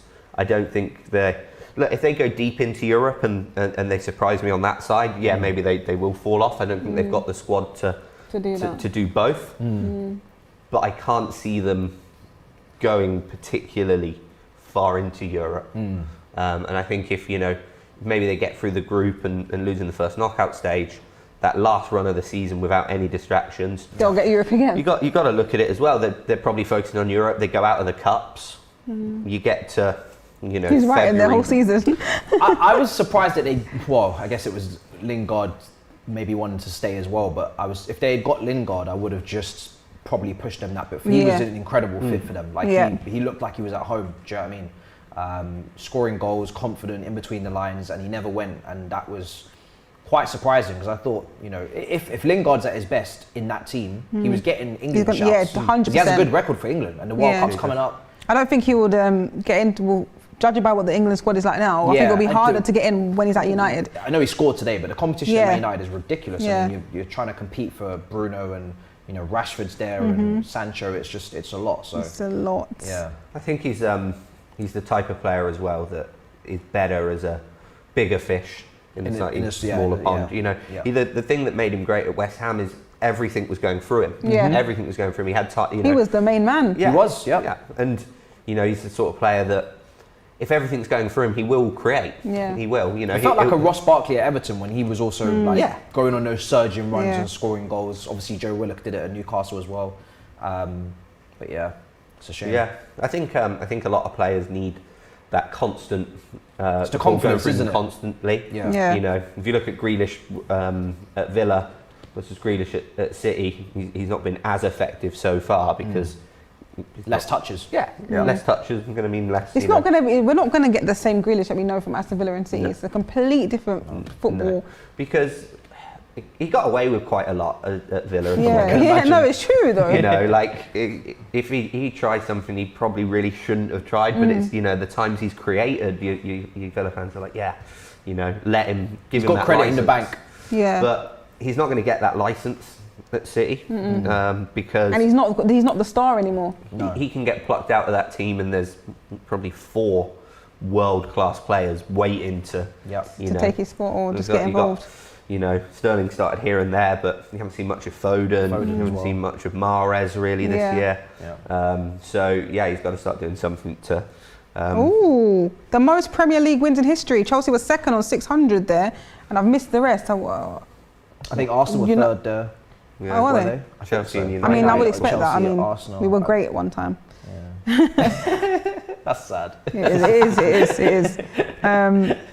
Subscribe says Chelsea actually played 10 men against Villa. That ref is an absolute joker. Really? He was the same ref in the Chelsea Tottenham pre-season match. Oh, okay. What? Yeah, he did something. Yeah, he did a madness down Yeah. the rest of the comment. I didn't think the ref was too bad in this game. I didn't notice How the ref about too you? much. I wasn't paying attention to the ref. I know he was flying out yellow cards, Yeah, but he was at the end. He got a bit that card was happy. at the end. And to be honest, the McGinn tackle was that was a bit tragic. a bit naughty. And you know, you always know now if the ref's had enough. 85 minutes in, he's probably just been moaned at one too many times. Targets come shouting, screaming, whatever, Like, he's screaming. I'd like to see. I think we had a penalty shout in the first half. I'd like to see that, but I don't think it was awful by any stretch. No, I've seen worse. I've definitely seen worse, so I'm not going to complain. No. Good to see Tuchel's just. I mean, I can only imagine now what that does for the team's confidence going into Zenit as well. Champions League obviously this week, and then you've got his Europa League on and all the European games. So I think there's 6 games before the next international break, so there's going to be a lot of rotation in everyone's teams. It's going to be fun. Sure. It's going to be fun. I'm not enjoying the international breaks, I must say. Are you not? No. A lot of other fans are. I'm not. Arsenal fans in particular. I'm not enjoying it. You're not I'm enjoying them? it, No, I just don't like the fact that there's no Saturday afternoon football. Ah. Yeah, I'm honest. It's the breaks, and there's 3 of them before Christmas. There's October and November. There's another Yeah. 2 They've conferences. It is a lot. They're coming thick and fast, but there's a lot of European I think the national I feel like the competition standard coming of up. football drops off a bit for me personally. Really? These What, in World the Cup Premier League? qualifiers. No, in the Oh. internationals. Yeah, I'm not. I think it's just such a. It's, you know, no disrespect to any of the nations involved, but I think some of it's a little bit like, you know, the early rounds of the League Cup. Norway versus Gibraltar kind of thing. Yeah, you know, in turn, Andorra, and you know, it was a chance for. I think Southgate had Reece James in centre mid for half the game. He had Trent Alexander-Arnold for half a game. Yeah. You know, it's that really high, you know, should high level It's a foregone international conclusion football. what's going to happen, isn't it? Yeah. Yeah, it is. There's no unpredictability about it. I'm not going to be an unbiased host and ignore. I've been ignoring comments. I have, because I don't know why everyone keeps bringing Arsenal up. But I will answer your questions. You won today. There should only be positivity. No, they're not. Shriyam has asked me this about 20 times. I will answer it now. Pippa, are you gassed about the All or Nothing documentary? Before I answer, are you looking forward to it? I mean, they're getting progressively funnier. I think the Pep one wasn't that funny. It was, you know, It was very serious. it was quite inspiring. The Tottenham one's hilarious. That was hilarious. So, I think we'll top that one for banter and memes. To be fair, I mean, you know, it just seems like in football, when it rains, it pours. Yeah. You know, you having some tough results. You've got all kinds of rumours about different players getting up to different bits and pieces, and you know, all of this stuff. I think it's shaping up to be. It'd be really boring if you go on like a 10-game winning streak now, but it would. It'll be amazing. yeah, I mean, but yeah, it's shaping up to be an interesting watch. I think he's got a lot to live up to with the Tottenham one. Chelsea should have done one, especially winning last season. Yeah, last would have season. been amazing. I Should've said done this, one. like Lampard sacked, you know. The contrast Yeah. between the two. Yeah, it would have huge been to see. incredible. But now it's Arsenal's time. Let's let them shine. Let them have their moment. I'm looking forward to I it. think, do you know what? If I'm going to be hopeful, it could turn out to be a glorious documentary where it started off so shit. What, Like you just, someone it turns getting into a sacked? fairy tale, and you just see like, you just think there's no hope for Arsenal. Well, with and someone then getting sacked. they achieve something. I don't know what it is. Maybe it's Someone like top 6 or getting top 4 or some type of cart. But you just Say think, it, say it. and you just think, wow, this was a really good watch because it started off in the mud. But and what then would have to happen for that to happen? a seed was blossomed. It just grew into something. The delusion. So I can only hope that it just transpired into something good. This is proper dancing Because now. I don't want it to be a whole episode, like a whole series of just madness, of just stress in But the it change probably rooms, will be, though. arguments, It's probably- Arteta arguing with players or whatever it is going on behind the scenes. I don't want to see that for a whole. There needs to be some I quite wish good moments. Guendouzi and Saliba had stayed because that. But they've would have got been, characters. Yeah, Oh my I gosh. need characters. That Yeah. would have been hilarious. But then In the maybe we'll dressing get to see like real characters behind the scenes now, Yeah, because we maybe, don't know hopefully. what they're really like. Yeah, yeah. Aubameyang some cartwheels in the training sessions and whatnot. Why would he do that? Just why would he not? Why would he not? And he scored again now. It just pans to him and Lacazette doing their little handshake, and Arteta's just screaming at them like, "You're late for training." I don't know. It's something funny's gonna happen though. It's gonna Yeah. be fun. It'll be a Oh, good like that time. Imagine, no, they weren't filming then. That time What, that he when turned was up to late North for- London late for the Derby. captain? Oh yeah, he turned up was late for that. and he didn't play. Yeah. And he didn't show up Gosh. to the captain's meeting. Bellerin went instead, Yeah, even though he's captain. That's brilliant. Comedy Oh gold. man! Somebody said the intro to the documentary will be Don Robbie dancing to Party Hard. Sorry, I just The had to little do twist. that. Yeah. I've memorised it. It was a great Oh little my twist. gosh. I love it.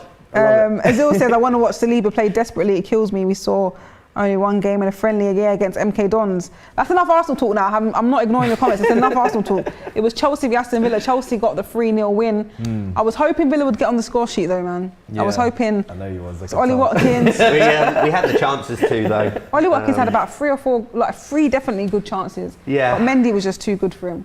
I like the look of I like the shape, though I think I liked Watkins and Ings up front. I think after last season it would be really harsh on Watkins for him to be dropped. Yeah.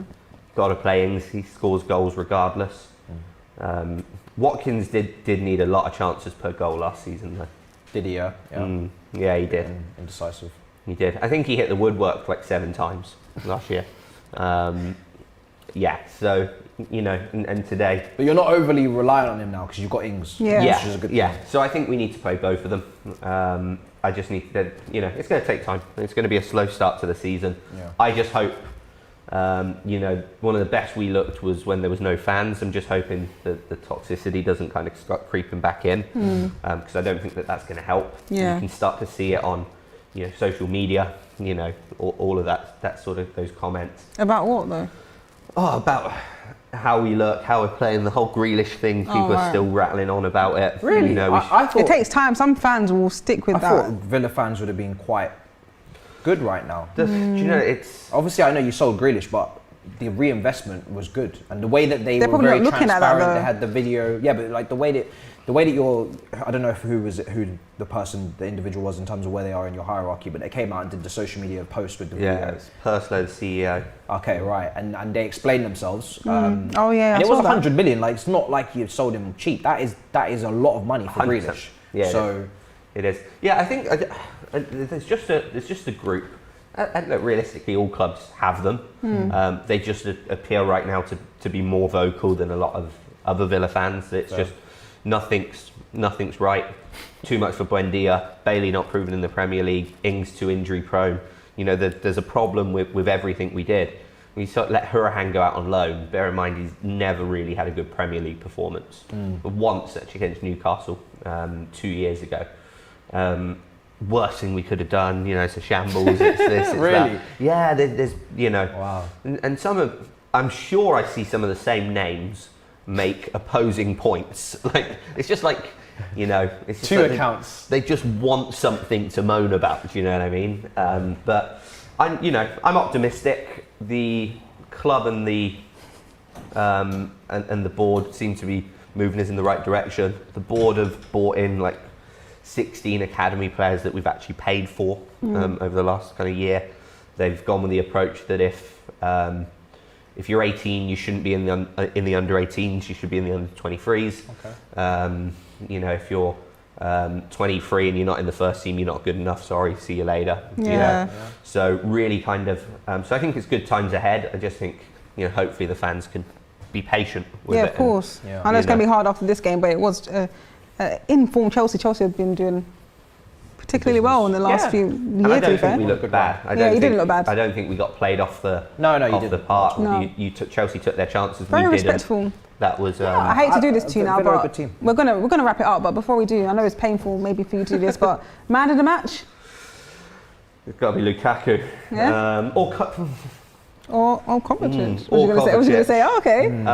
But no, I'm going to go for Lukaku just because of the gaps in the centre of midfield in the first half. I think if they'd been a little bit tighter in the first half, I probably would have gone with Kovacic. But I am going to give it to Lukaku. Yeah. Okay, how about you?